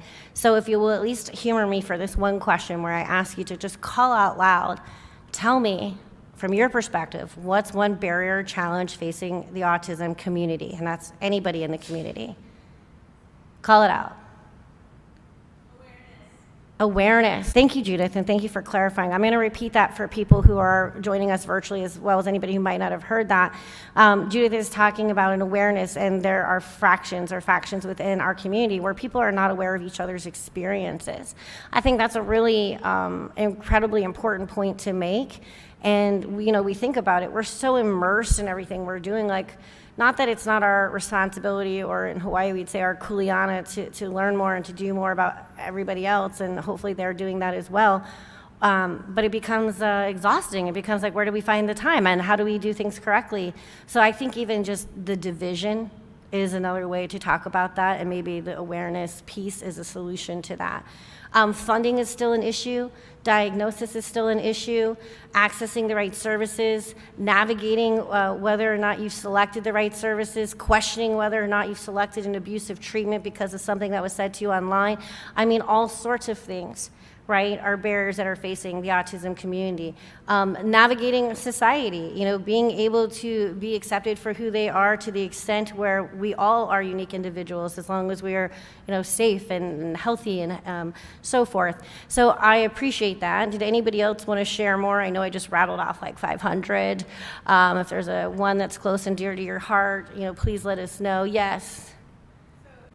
So the first child that, thank you, and I'll repeat that as well for people. The first child that I met with autism, it was in late 90s, early 2000s, and I was, 18 years old. And he had a diagnosis, he was 2 years old, and had a prescription for ABA services in West Virginia in like the 90s. And I still marvel about how we can't get there today. I don't know what in the world happened that the stars aligned in that way for them to get on that path. I think, I definitely empathize, and you don't have to literally live on an island like I did for many years to be so remote, but when you're lacking physicians to diagnose, when you get a diagnosis, but now you have a 2-year-long wait list, and it's a wait list, but is it quality services? Well, maybe it is, but are those providers gonna be there in 2 years? Well, I don't know. What's going on with private equity? I mean, we have a lot of conversations we could have, and I invite you, if you're interested in those, to come to the Council of Autism Service Providers and have the conversations with the businesses there. Thank you for adding that piece in as well. There are many challenges, and what I think it's important to do is to be aware of them and to ask each other what each other's challenges are. And of course, to put forth, first and foremost, the voices of the people who are living these lives, self-advocates, parent advocates, and those who care for them. Because, in this case, it's not just Muhammed who's lost his life. It was Feda who lost hers, and it's happened at least 4 times since their death in the autism community, if you're not aware. It's just that she got a lot of attention, as she does. So let's hear from some others. We have some in our audience today, so I hope you love yourself on the big screen. There's a lot. There's the proverbial cliff when individuals with autism reach adulthood and being able to maintain access to high quality care after the age of 21, sometimes after the age of 18. For a lot of providers in Texas, once somebody's a teenager, behavior analysts don't necessarily want to work with them. I've always been incredibly passionate about ensuring that young adults, teenagers, older adults have access to high quality services. So, services into adulthood is one major barrier. I think the actually autistic movement is a big challenge for the autism community. Not because I want to discount anybody's personal experience or personal opinion, but because one cannot speak for all. And we see time and time again individuals within that movement trying to speak for the entire community. Maintaining access to high quality care, insurance mandates have been amazing. The Medicaid benefit in Texas finally being here is amazing. But with that, with increased demand and increased access comes more challenges with maintaining high levels of care. I think special education and public education is a huge challenge for the autism community. I think gainful employment is a huge challenge for the autism community. I think having staunch advocates who are willing to be uncomfortable and fight the good fight is a huge challenge for the autism community. Hi, I'm Amber Broadway. My connection to autism is twofold. First, I am the parent of a child on the spectrum. My older son is 19 and was diagnosed with autism when he was about 7 years old. I also work for a company that provides billing services for autism providers, and we help support in appeals and compliance, and trying to support the providers that do so much for the families with autism. Some challenges that our family has faced specifically were the diagnostic process. We were living in Alabama and took my son to be evaluated based on the encouragement of his kindergarten teacher, and the provider in Alabama said, "Your kid's just weird, you should put him in football," and that was that. And he continued to struggle with being overwhelmed and overstimulated and not being able to manage his behaviors in school. It wasn't until we moved to Massachusetts when he was in first grade that he was reevaluated and determined that he was clearly on the autism spectrum. At the age of 19 right now, I would say that our biggest barriers or challenges as a family are balancing Chase's independence with the need to support and offer support in a place where he's an adult and I don't have a lot of rights to be able to do that. And he has struggled living away at college with some mental health issues and just things like imposter syndrome and not feeling good enough. He's a brilliant individual and actually prodigious in music. And so it's hard to see him be discouraged and to not be able to fix it. The biggest barriers facing the autism community today are a lack of resources, finding appropriate personnel to diagnose in a timely manner, and once that's complete, resources on navigating this really difficult process. And once a good provider is identified, resources on paying for those providers. Resources. We have to do better. I think there are definite steps that we should take to get us to somewhere that we need to be. Like, for example, health plans, there's not a lot of evidence for ABA for adults, and even in California, while there's no age caps for private insurance, we know Medicaid doesn't cover, at least in California, ABA past the age of 21, right? And so I think there needs to be some studies, not necessarily on the effectiveness of ABA, of increasing IQ points or things like that, but on quality of life for ABA after 21, on keeping people out of hospitalizations, on mitigating health risks. People that, for example, my son is pre-diabetic.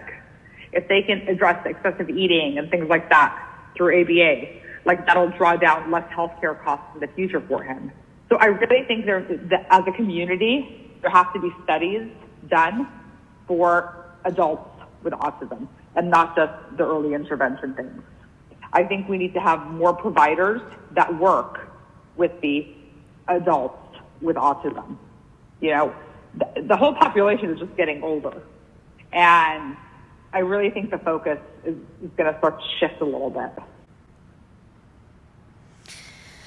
There you have it again, right? Age 21, individuals drop off a cliff. That's happening in many states. There's some current legislative movement for petitioning and making legislative bills and laws for Medicaid to cover ABA beyond 21. There's a current resolution that was being voted on in the Hawaii State Capitol just last month. And there's some other talks as well. What I think I've seen in my experience is when you can access high quality services or even pretty good quality services, the impacts speak for themselves when you have the good fit between the client and the provider and the caregiver and family unit. I know when I would advocate at the state capitol, we would have individuals be like, this is going to cost so much money, or what does this look like, or what is this about? And then they would see the individual who had been advocating for years and years at the capitol come in and have a completely different skill set and see the strength and see the growth and see that the cost is actually quite minimal and the cost of not doing something is devastating. And so who better to show their own personal growth and strength than individuals who have had those outcomes, and their families who can also talk about that. You saw in Feda's testimony earlier where she was like, I couldn't get him in the car, then I couldn't get him out of the car. And we all chuckled because we can relate to that. Like, we've all been there. My puppy doesn't follow instructions. I mean, it's tough, but then you make that someone who's 6'1" or 6'2" and 200, 300, 400 pounds, and you're talking about an impossible individual to move. Even when it could save their lives. So we have, to our talk, I have built in another break. I'm gonna keep going, and if I feel like there's a natural point, maybe we'll pause and take a quick one. But I think we have enough content to fill the time, and I'd like to get us to the end of the discussion, because the next segment really is what came out of the tragedy. So you've heard about our life and you've learned about our loss, and I appreciate that you've been so engaged again with the story, but the story is bigger than them. Everything Feda did was bigger than life, much bigger than herself. Same thing with Muhammed. I'd like to take a moment. We've seen a lot of the difficulty that she encountered and persisted through. I really appreciated asking some people who knew her well, what did they see as her biggest accomplishments? And I implore and encourage all of you, for people in your life who are so incredibly inspiring and loving and someone you just think the world of, tell them these things today. Or tomorrow, if you're going out for drinks afterwards and you don't want to call them when you're drunk, it's fine. But tell them. Feda celebrated her 43rd birthday on the Monday. She died that Friday, Saturday. And at her birthday, Jill Escher, it was a Zoom, because it was, pandemic life, right? Zoom birthday. And Jill Escher had about 15 people get on a call. It wasn't really planned. And we got on, and Jill went around and said, I want everybody to tell us one thing they really love about Feda. And Feda quipped, and then tell us one way that Jill annoys the crap out of you. And Jill was like, Feda, stop it. You could see their love-hate chemistry, if you will. Love the chemistry between the two of them. But everybody went around and told her. She was generous, she was compassionate, she was inspiring. And I remember thinking when we lost them, like, gosh, what a great practice, and how thankful I am that we had that opportunity just 5 days before she died. And I remember speaking to her 2 days after that and 2 days before her death, where she said, Amanda, the thing that mattered the most to me was that people saw me as someone who was compassionate and generous. She was like, I'm so surprised by that. And I just burst out loud laughing, surprised? You try to force feed everybody. Everything you do is compassionate and generous. So in her honor, I want you to hear what other people feel like were her biggest accomplishments. Well, there were accomplishments on the personal front, and there were also accomplishments on the professional front. And I think her accomplishments on her personal front cannot be understated. What she did for Mu, she, as she said, moved mountains for Mu, right? She can't take Mu to the mountain, Muhammad to the mountain. She brought the mountain to Muhammad. What she did for Muhammad was epic in terms of all the supports that she put into place, how she fought for every scrap of educational services, how she fought really for him to be included where people really kind of didn't want Mu, and she wrote about this on our blog. She also, I think, was quite accomplished in working on herself. She had some difficult personal issues, and shortly before she died, she had really transformed into the person she had always wanted to be. She was physically incredibly healthy, incredibly energetic. I had never seen her so positive. Her relationships were very strong. She felt optimistic about her future, and she was kind of defying some of the expectations that she had grown up with, some of the very suffocating expectations she had grown up with. That was a huge, huge accomplishment in my view, and how tragic that she passed right when she was finding herself. And on the professional front, obviously she worked on insurance reform, but her voice, her loud, completely compelling, absorbing voice, she was a natural born leader. That's what she was. She was a genius at being an individual human and being a leader as well. And those people are born, they're not made. She was magnetic. And this cause to really address the needs of severe autism needs strong leaders like that, and she was that person. Again, an incalculable loss, so many accomplishments, and also the humor and the warmth she brought to everything. I mean, people like me, we're boring, kind of academic, analytical people, right? That wasn't Feda. Nothing boring, nothing academic, nothing analytical. People were drawn to her like moths to a flame, right? I mean, just drawn to her and her message. Through Feda's boldness and through her excitement and through her, just the way that she presented herself, she inspired me to be a better advocate for my child, to fight harder and try harder and do more and never give up. Her enthusiasm was contagious, and she was just a wonderful ambassador for our community.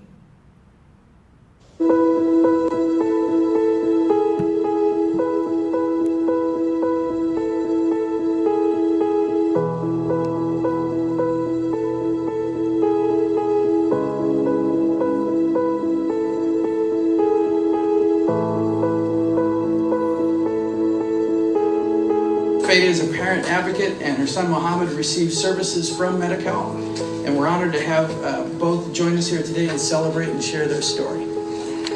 Hello, my name is Feda Almaliti, and this is my son. Tell us your name. Muhammed. Muhammad's 11 years old and he has autism. Autism affects 1 in 68 children in the United States, and the numbers keep growing every year. There are over 9 million kids in California, and Medi-Cal provides services to over 50% of them. Muhammad receives Medi-Cal due to his disability. Muhammad was diagnosed with autism when he was 16 months old. The doctors and specialists told me he would never speak. They told me all the things that he would never be able to do. As a parent, I spent many nights mourning the dream of the child I thought I was supposed to have. But thanks to the medically necessary services that he received, my son can now talk. He can call me mama. He can tell me what he wants. Now, what he wants is usually a cookie. He can tell me how he feels, even if he's mad because he's totally not getting that cookie every time he asks. Today, he is a full participant in his life and community, and he can communicate not just with me, but with his teachers and his peers. I just want to thank Medi-Cal for providing healthcare services to tens of thousands of children just like Muhammad all over California, and for giving hope to families struggling with autism every day, and for inviting us here to share our story with you. And so, thank you, Medi-Cal. What do you say? Can you say it again? Thank you.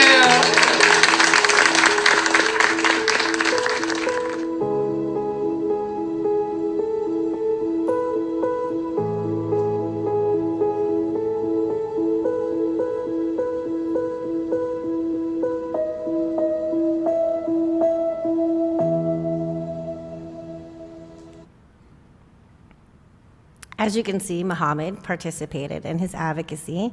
As you may recall from the first third of our talk, Feda was standing up there and saying, "You've heard me, but now I need the governor to hear me." And then fast forward to her saying, "And thank you so much, he's doing so much better now, and we love it," right? So be demanding, but be grateful, right? Be thankful. She could be both of those things. She could tell you what you needed to do to help her child, and then she would totally just like, if you might have started out as enemies and you're going to become allies. And that's the thing that she could do in this masterful way. And maybe we can kind of get a piece of that from just kind of learning more about who she is. Why was Feda selected for the Jerry Shook Award? I would say this is a combination of reasons. First and foremost, we wanted to celebrate her life and her work and the level of advocacy that she provided within the state of California.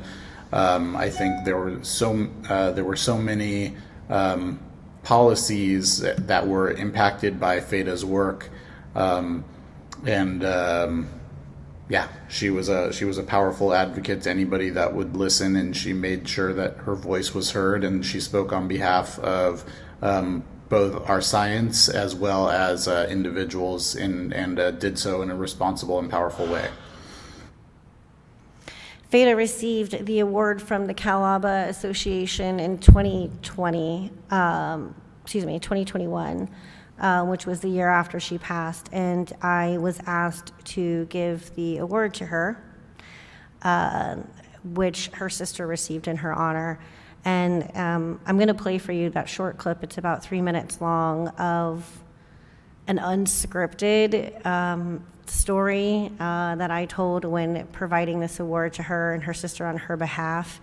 Because I think if I had scripted it, I don't know that I could have done it as well as I feel it's done. And when I tried to re-record it for this talk, I couldn't do it in the same way either. So I'm going to play for this for you. Just know that it was recorded last year, so it might say last year in 2020, but that was actually 2 years ago. Of course, it's 2022 today. Last year, when CalABA was in person, or supposed to be, Feda and I were driving together. I was excited to speak. It was my first ever CalABA. We like to call it the Cal Non-Friends, for those of us who are ready to have a joke about it. And I remember getting out of the car and Feda saying to me, "You're not going to believe this. The conference, it's been canceled. I just got a text." And she's such a jokester that I didn't believe it. Many of you know what happened after that as far as the pandemic and everything else that we've all been experiencing in the past year. But I owe a debt of gratitude in this very bizarre way to the fact that the conference was canceled. Because of that, I got to spend 10 days with Feda and Mu in their home. And if you've never had the opportunity to spend time with your friend, especially a friend who has a child with severe autism, let me tell you, after 25 years in the field, nothing is a better teacher than seeing for a moment and living the lives that these families, that our clients live. Feda is a powerful advocate. She will move mountains. She has. She will continue to do so. Muhammed is every bit as incredible and inspirational as Feda is, and it's hard to believe that there could be more than one sort of life force in the same family.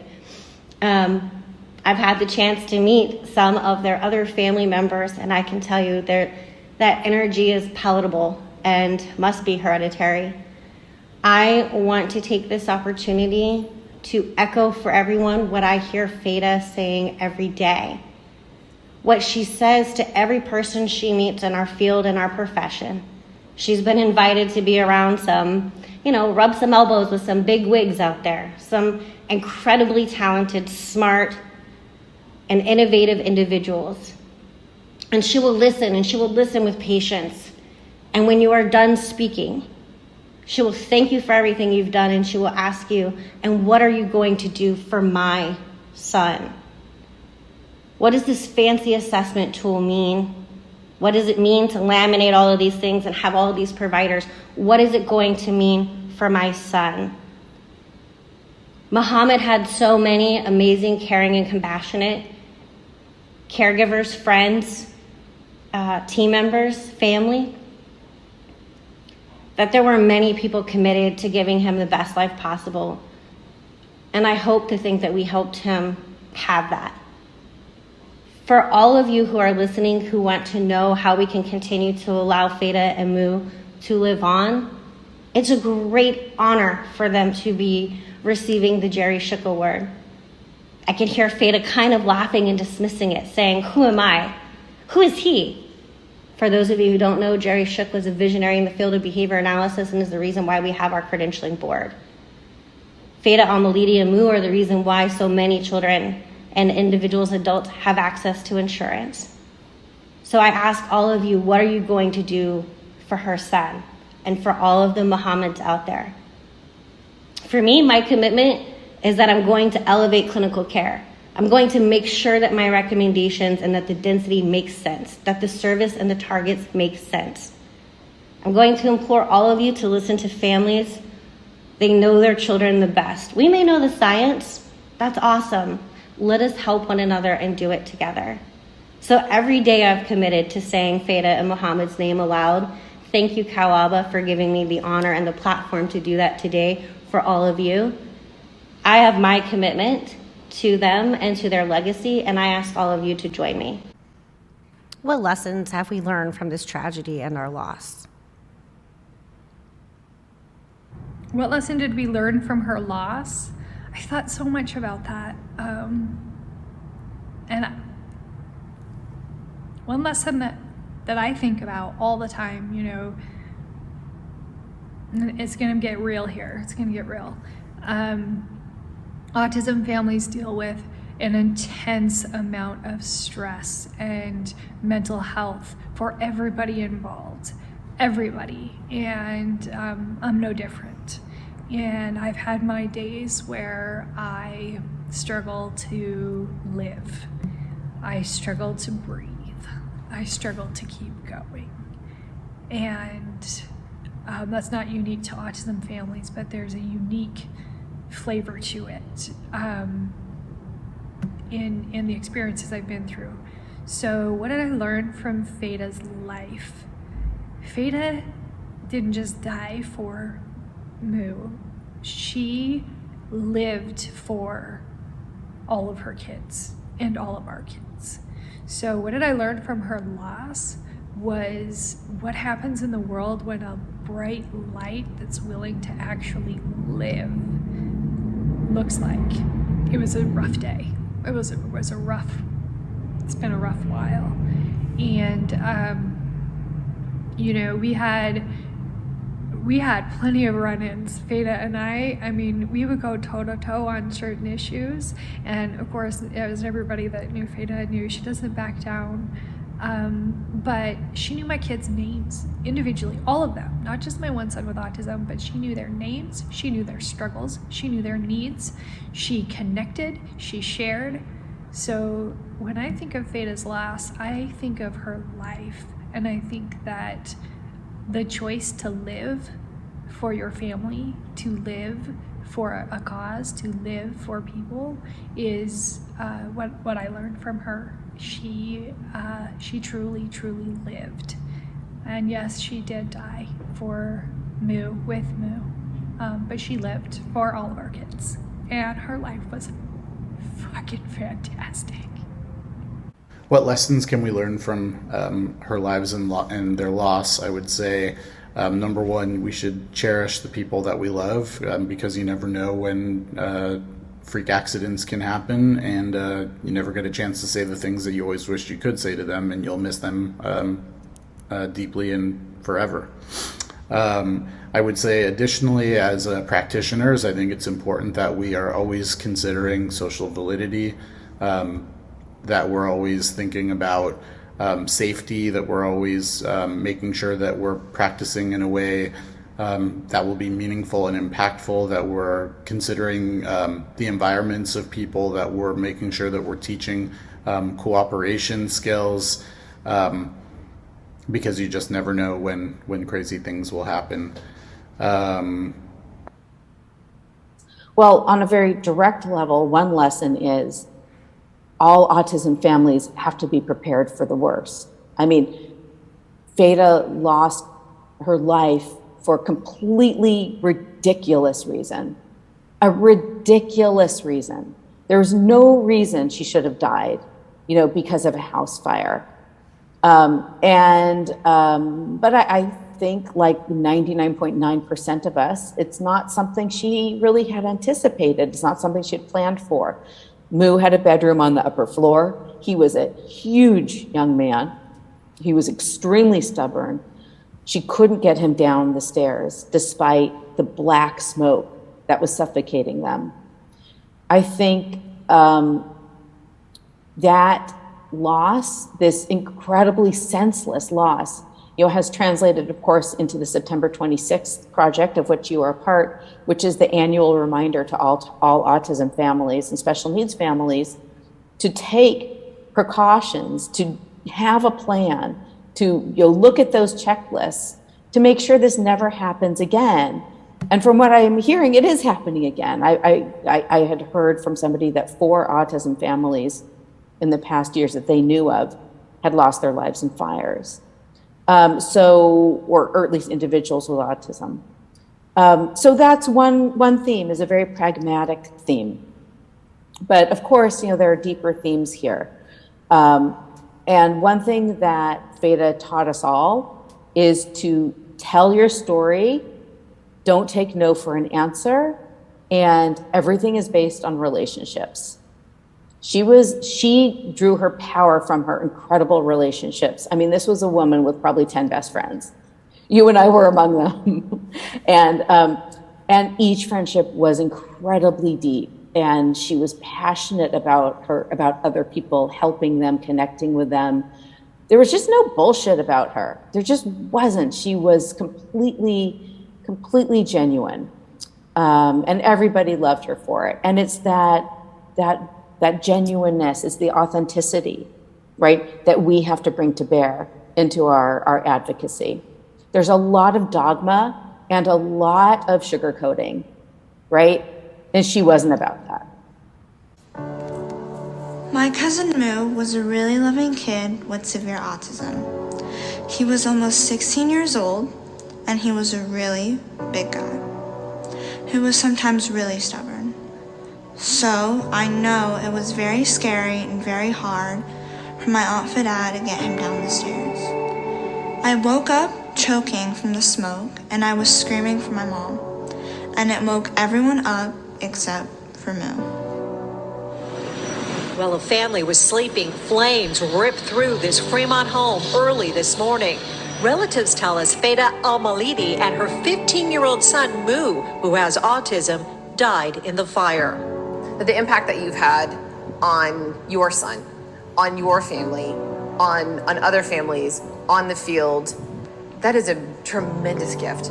And I know that sometimes you're like, I don't even have a high school diploma. Who am I to be doing this? Who am I to be writing these articles? But what I see is this kick-ass, amazing person. In an emergency, how do you prevent tragedy and protect your family from such a senseless loss and death? Our purpose is simple. Every year, on and around September 26, we'll provide advice, guidance, and reminders to families with children and adults with autism and developmental disabilities on how to prepare for emergencies, whether they are fires, earthquakes, floods, or any other natural disasters. We want your family, your kids, parents, and caregivers to be safe. Our website is designed to be easy to use and share, featuring both simple and elaborate steps you can take, so if disaster strikes, you will have the ability and the fighting chance Feda and Muhammed did not have. This response and collective effort is the act of love we have for Feda and Mu, and the love Feda and Mu had for anyone that touched their lives. We hope this will continue their beautiful and heroic legacy that Feda and Mu put into motion.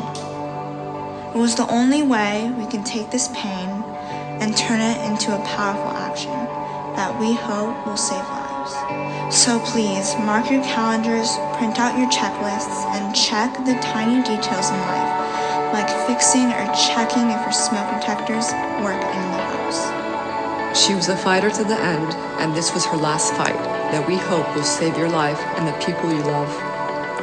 From their life's work to their death, they will never stop fighting for you and your family. Because this is like an oasis of hope and love, because that's what you built. You built this. My Aunt Feda was a very strong and brave woman. I didn't want parents to suffer like I did. I didn't want one more family, to go through all those sleepless nights not knowing that if their kid's going to make progress or if they can get the therapy for them. I just didn't want another mom or dad to go through what I went through. I cared about the kids, but I feel like people forget sometimes the plight of the parents. It's really easy to look at a kid with autism and feel sympathy for them. It's a whole other thing to look at their families and really understand what they go through. I don't feel like the greatest mom all the time, I really don't. None of us do. But I know that I do everything out of love. Yep. My kid, really. Yep. Like, I am loyal to that kid. I know you are. And I just... This is ride or die shit right there. That's my dog. That's my dog.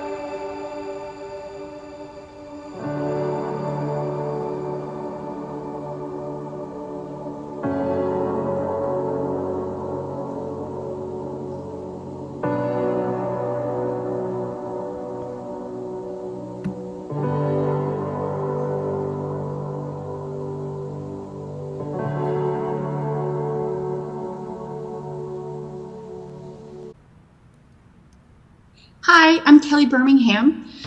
Thank you, Dr. Kelly, for inviting me as part of this presentation. And I'm here to join her and talk about our efforts with the September 26 project. And before I go there, I'm going to talk to you just a little bit about my history and my involvement in the project.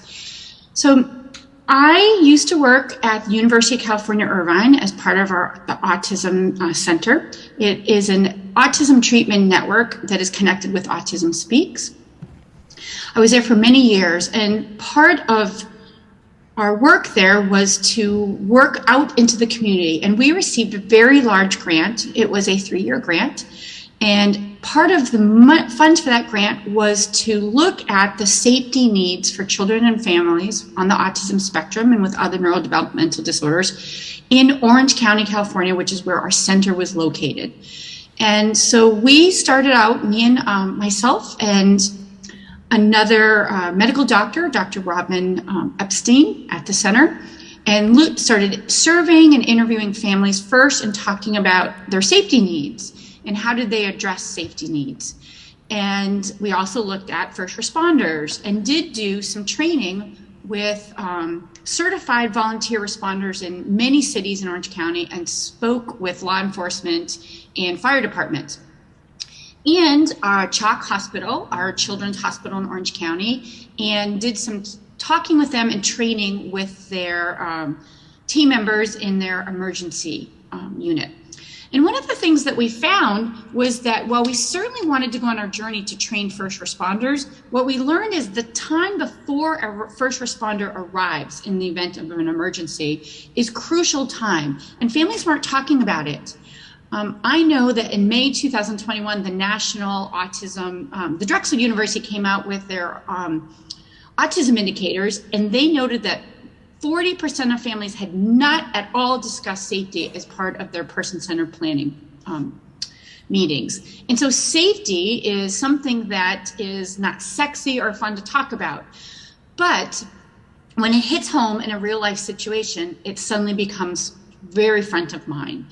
And so I had been doing this work since 2013 in Southern California and Orange County.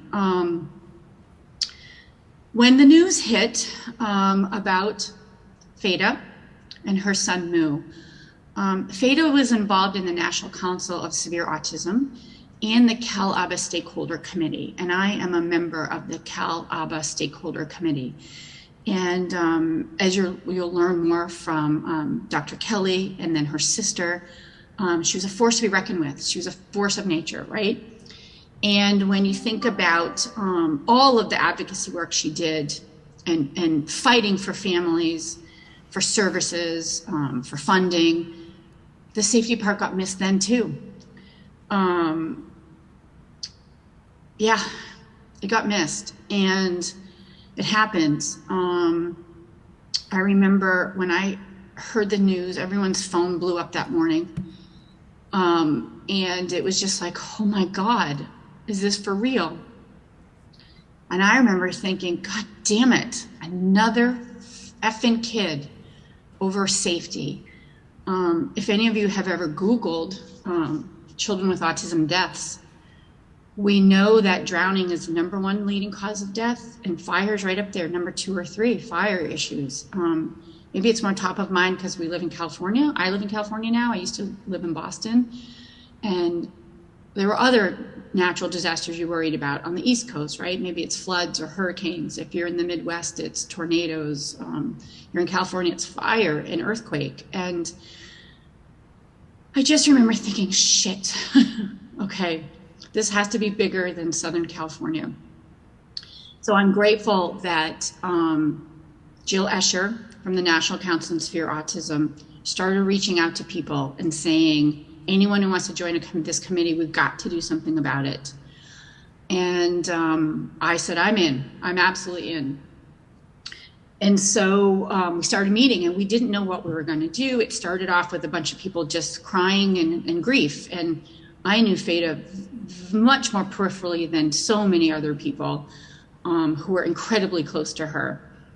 And there was grief. The sisters, family members, struggled to be a part of the committee at first for 100% obvious reasons. And so we kind of stumbled through and then started to find our way. And our group kind of narrowed down in numbers as people got on and busy with their lives. But safety for me has been a lifelong thing that I've been advocating for and working for. I have my own stepdaughter on the autism spectrum. And it is not lost on me that she often disables her fire alarm. She lives in her own apartment down the street from us. We can be there within, I think a minute. And she disables her fire alarm because she doesn't like the noise when she cooks. And I thought, holy, what am I going to do with that? And so we actually got her an air fryer and taught her to cook using a rice cooker and air fryer. 1, it was healthier, and 2, it wasn't setting the fire alarm off. And we don't have her use her oven because that was the smoke and the manner in which she cooks. Things were spilling and it was setting off the fire alarm.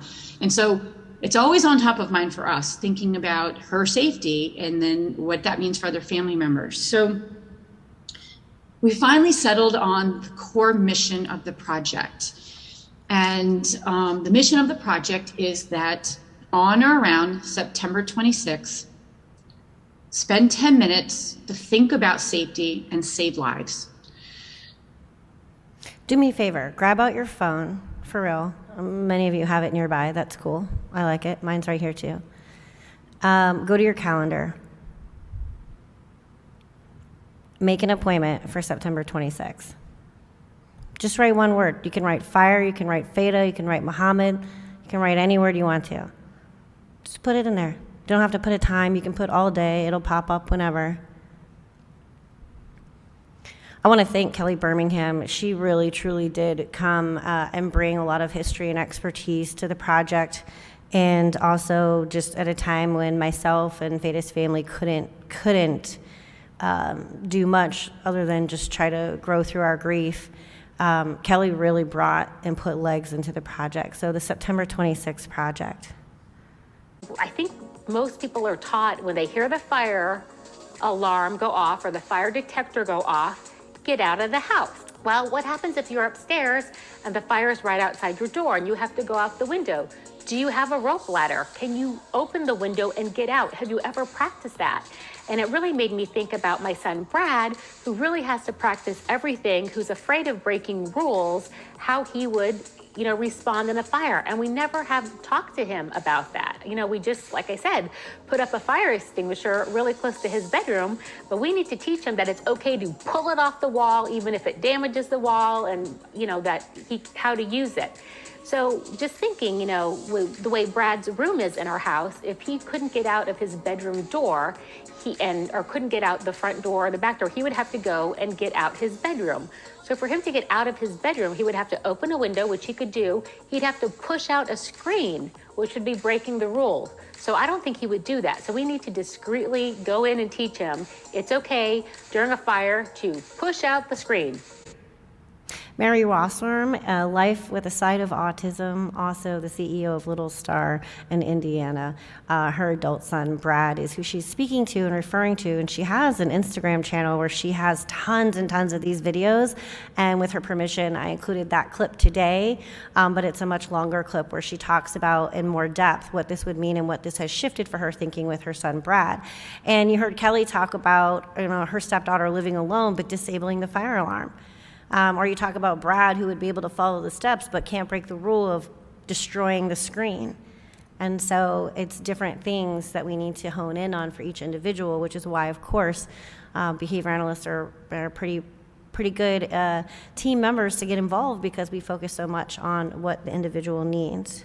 One of the things that I know when we engage members of the severely or profoundly autism community was a lot of those families, when they don't think their child would follow that command either. And so creating a very specific discriminative stimuli, right? I propose a discriminative stimuli that says, this is an emergency, go to the meeting spot. It can be different for other family members, whatever works best for you. You can create, Nest has a Google alarm.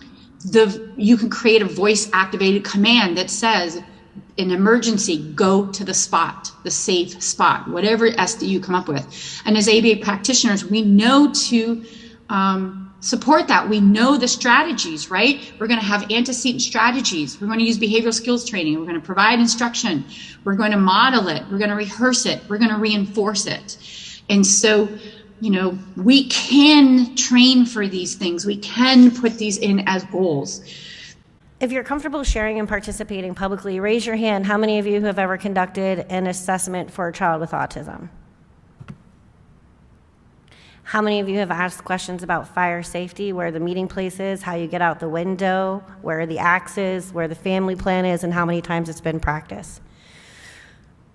Kudos to the 2 of you in the room, 3 of you. I will be very honest, I have not ever. And a part of it is we're responding to our primers, right? Our protocols, our assessments, and so forth. And so if we could even just put a reminder in our calendar or something in the questionnaires that we're going to have when we do our interviews, that right there would already be significantly different than what I was doing, or what the large majority of you just indicated you might have been doing in your practice. If you go onto the website, which I'm going to do now for you, if you click on the fire safety checklist, it shows you can sit down as an ABA practitioner, you can sit down with the family and say, let's check, do you have working smoke alarms on every floor? And if you don't, how are we going to get them for you? Our website, if you click it on, will tell you where to go. For example, the American Red Cross has a fire safety equipment program. It's a national program. You can find your local chapter. They will come and provide a family with a fire alarm. Now, during COVID times, they did halt this program in some towns, some areas they didn't. However, the local fire department will do the same thing. If you go to your local fire department, they will say, we'll come to your home and do an inspection, and they'll help families with this. So the resource is there. So we've taken the barrier out of this.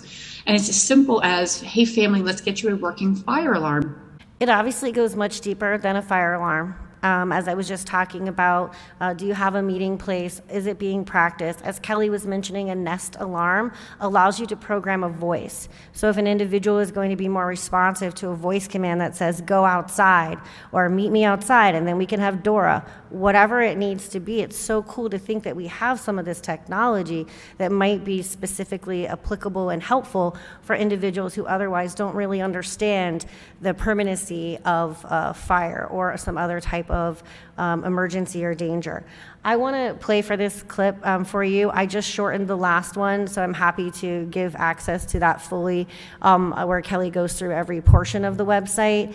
Also, I know that now that I've given you that information, you will know how to go there and navigate it yourself. And if you have questions, you can contact any of us, myself included. I asked Judith, what does this look like in your home for your family? And my jaw dropped with the fact that she could get me a video within a day and a half, and we got it in the talk. But I really appreciated the reality of what this looks like for her family.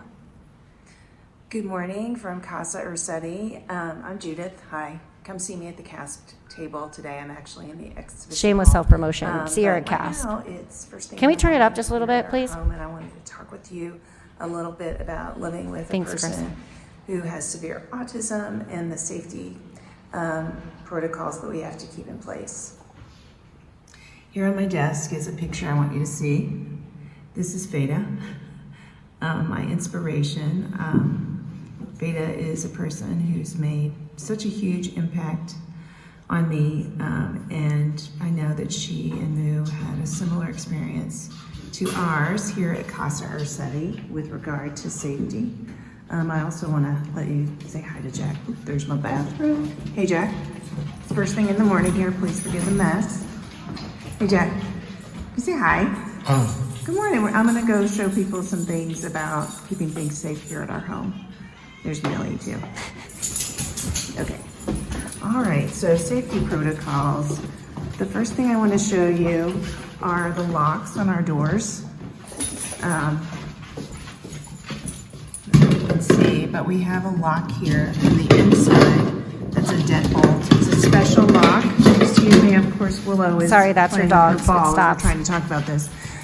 It's a lock that we had installed when we moved into our house, and it locks from the inside, and so that way Jack can't unlock the door.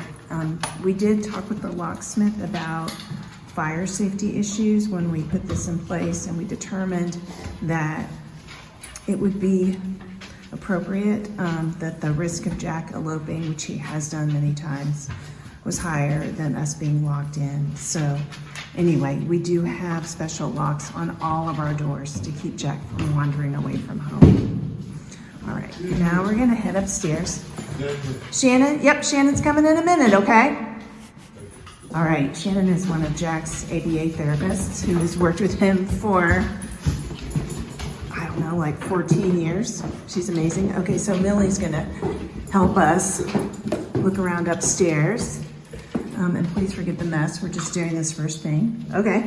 All right, Millie, let's look at some fire safety things. Okay, here, please forgive the mess, is our guest room. We'll just go up here and take a look quickly. So our windows do have locks on them. So I'm sure everyone's freaking out going, oh my gosh, this is a fire safety nightmare. But we have to have these because Jack will totally open the window and climb out to escape. So we do have keys for that hidden around the house. But just think about what would happen if a fire happened. So after Feda died and Moo, we did put some plans in place. One thing we have, look at this messy closet, is in every room upstairs we have an axe. And we got this fire axe to chop out the window if there was ever a fire. And we did this because we knew that just much like with Moo, it would be very hard to get Jack down the stairs. So we have an axe to chop out the window in every room.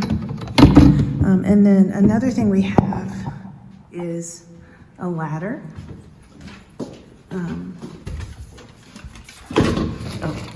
Here we go.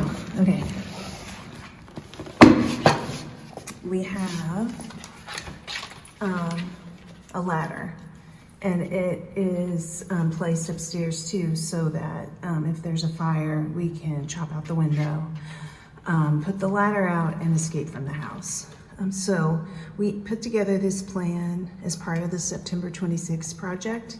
It's for a person like Jack who has profound autism, accepting the realities of having to secure our home for wandering, but also accepting the realities that we have to be safe and escape in case of a fire. So we do this with love and honor for Feda, and we just encourage all attendees to participate in the September 26th project, get the information out to families. Simple protocols like this can make a real difference. Thanks. let me not overlook the point that if you are not working with individuals with autism, these are still really good practices, right? You don't have to be diagnosed with autism to perish in a house fire, but of course, some of those differences and difficulties can, based on Muhammed's severity and also probably being really disoriented, his size, the fact that he struggled to follow commands from one person and really required multiple people, but at the same time didn't have round-the-clock care. But please do think about this for yourself. What I learned was that all of my smoke detectors talk to each other, and if you don't turn them off in time, they like restart up. And so you should have seen me running around my house with a broom handle on September 26th, but they all work. And I also learned that people don't generally have smoke detectors in their garage, because you don't think it's part of your house or it's not part of your square footage when you're buying the house, right, or whatever. But you have vehicles there, you have different electrical tools perhaps, and so it could be very common that a fire could start there and then you have lost the time of being notified prior to. So again, please go to the September 26th project to look at some of those additional resources and know that this is pertinent to your life as well as the lives of the individuals that we're serving and supporting. With the remaining 10 minutes today, I want to quickly just talk about how do we prioritize teaching safety skills. We saw in the video that Judith talked about Jack's eloping behavior is much more likely. He has left the house multiple times and ended up in very dangerous situations. I appreciate, again, the reality and the authenticity of showing us the custom locks and then also what's the plan for breaking the locks. I think I might have also picked up on this side where you're like, okay, well now there's an axe in the closet, right? Sure, and that's gonna need to be individualized too. Which one is most likely to be harmful? Which one is most likely to save your life in the moment of that situation? And so I feel that Judith and her family probably knows what's best for their family, and I appreciate that, yes, they might have thought of some of those things, and particularly his safety was being taught and focused and looked at, but what about his safety under different conditions when we're all panicking, not just the individual who we're trying to support and getting out of the house. So it's very difficult, and we have the inability to simulate real life situations. It could be very traumatizing to try to practice some of these things with the same level of heightened emotions, and that may not necessarily be helpful, especially if it's an unlikely to occur event, and that process itself is going to be difficult. We have, just the actual being in something that like might be on fire, like firemen do, presents its own safety concerns. Even if you're practicing, we see about Navy SEALs dying in their practice too. Do we need to be doing that? In some cases, perhaps, maybe like a Navy SEAL, I don't know, but in other cases, it is something that's prohibited for teaching safety skills. There are generalization challenges, and of course, the picnic analysis, I just quickly threw that up as a footnote. Behaviors that are positive or outcomes that are positive, immediate, and certain, or negative, immediate, and certain are likely to impact our behavior. The fact that Jack could wander from his home was negative. Maybe it was immediate based off how much it's happened. Maybe it's delayed, but it's probably pretty certain if it's happened before, it might happen again. That's more likely than thinking about, okay, what about this unlikely event that's negative, that's uncertain to occur in the future? Well, then we're going to allocate our behavior to the things that are more positive or negative, immediate, and certain. If you're interested in learning more about the picnic analysis, Dr. Aubrey Daniels, Dr. John Bailey have books and published on that as well. I find it so helpful when we think about why do people smoke or why don't we all lose weight? And it's like, well, because the consequences are so delayed and we have a lot of competing contingencies, if you will. So I did ask the question, how do you teach safety and how do you prioritize safety from a few individuals? And for the purpose of time today, because I want to finish with the thoughts of what do people want to leave the audience with, I'm going to not share all of that today, but I will pop us over to this slide which summarized those concerns, which was elopement is one that is very prominent in the autism community. Crossing the street, wandering into water, those things could come up if you elope from your house. It might be hard to prioritize, or it might seem unlikely to occur. It's very helpful, especially with our funding sources, that we're tying this back to the diagnostic criteria. Okay, well, safety, independence, the right to live.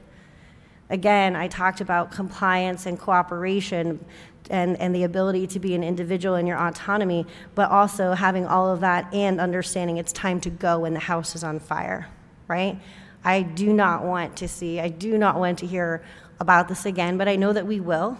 And I know that hopefully we're going to contribute to the conversations, having the checklist, talking about this, incorporating this in our lessons, and then doing more than that.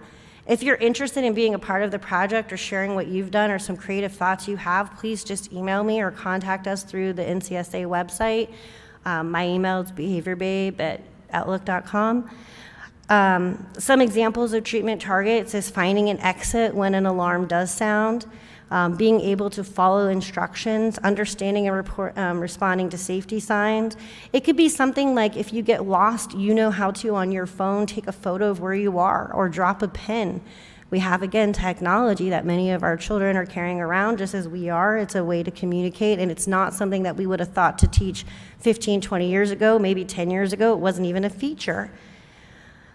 So I want to thank you and Tech Sabla for the opportunity to tell the story today, and I'd like to conclude with just a few thoughts of what people would like our audience, which is you, to leave today's talk with. And if we have time, or for those of you who wish to stay, I'll play a short video with some more music that I don't own the rights to at the end. So what message do you have for our audience?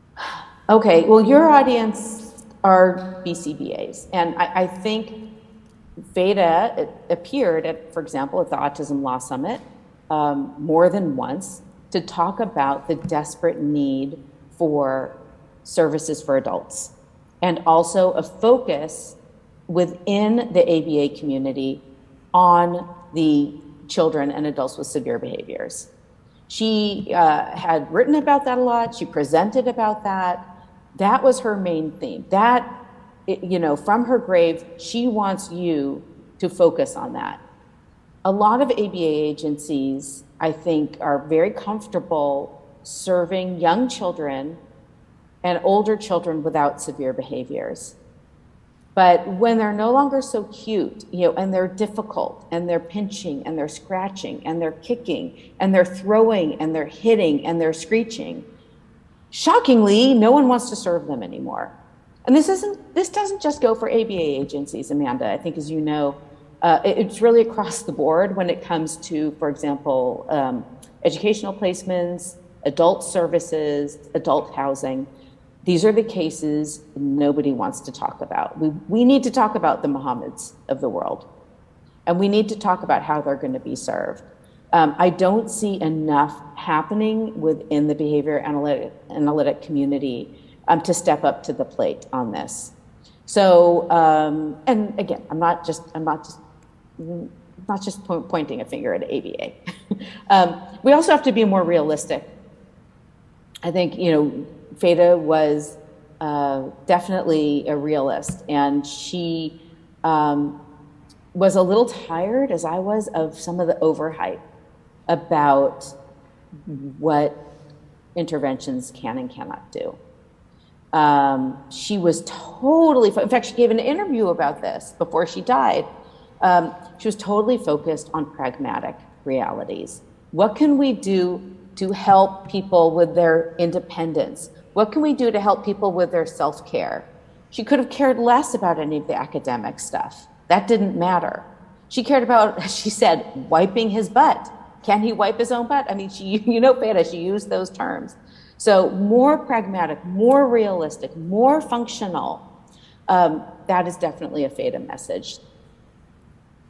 Hello, my name is Emily Wright. I am from Lexington, South Carolina, and I am an autism mom and an advocate.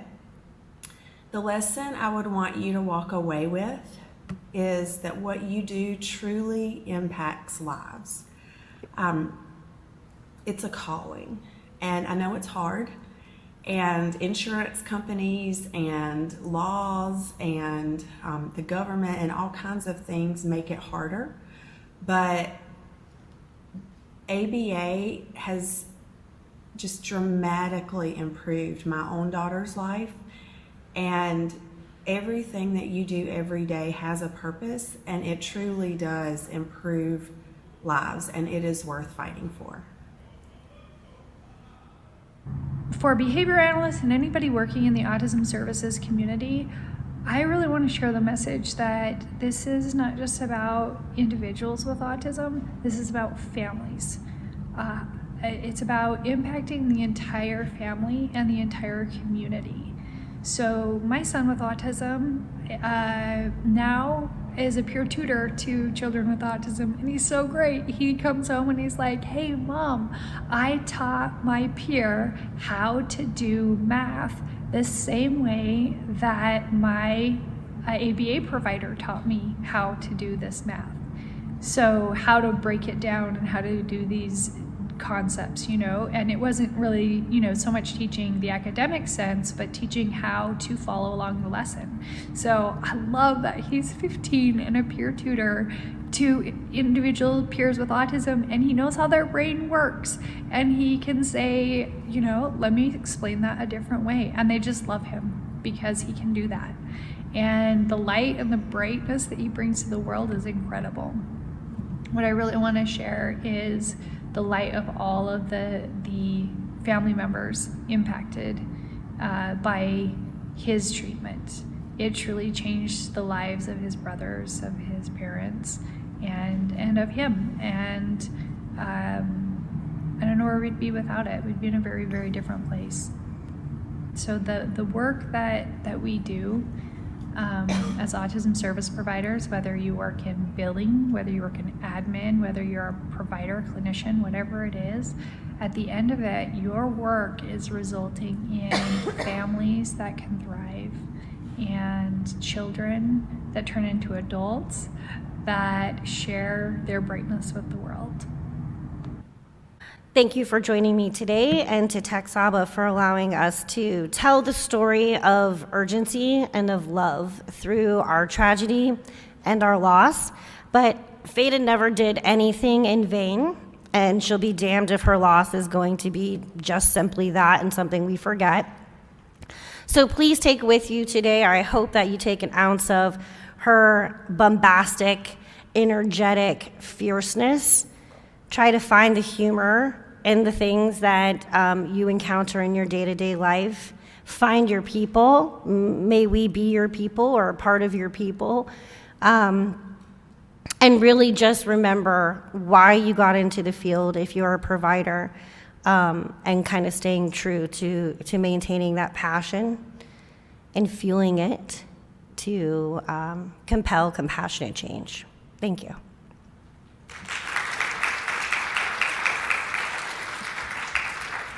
I forgot something. Okay, first you're supposed to stand up. Stand up. This is very good. Okay, now two hands together. Oh my goodness, Feda, look at them clapping for you.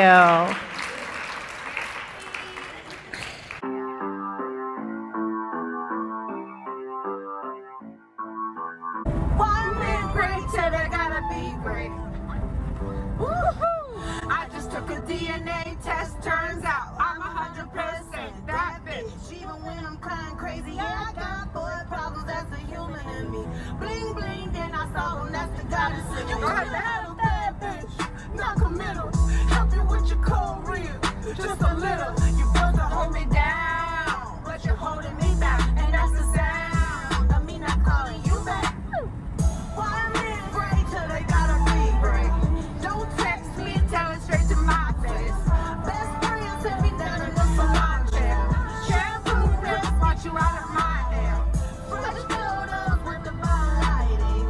No man on the Minnesota Vikings. True hurts need is something more exciting. Bum bum down, bum bum down. Trying to break my heart, oh that breaks my heart. That you ever had it, no you ain't from the start. Hey, I'm glad you're back with your bitch. I mean, who would wanna hide this? I will never, ever be your side. She can put the sing in single. Ain't worried about a ring on my finger. So you can tell your friends, shoot your shot when you see him. It's okay, he already in my DM. Why men break till they gotta be break? Don't text me, tell it straight to my face. Best friends send me down in the salon chair.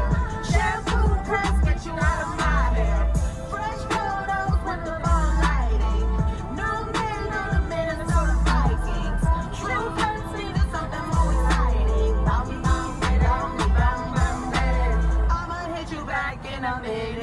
I am a pathetic bitch, I've been it. Yeah.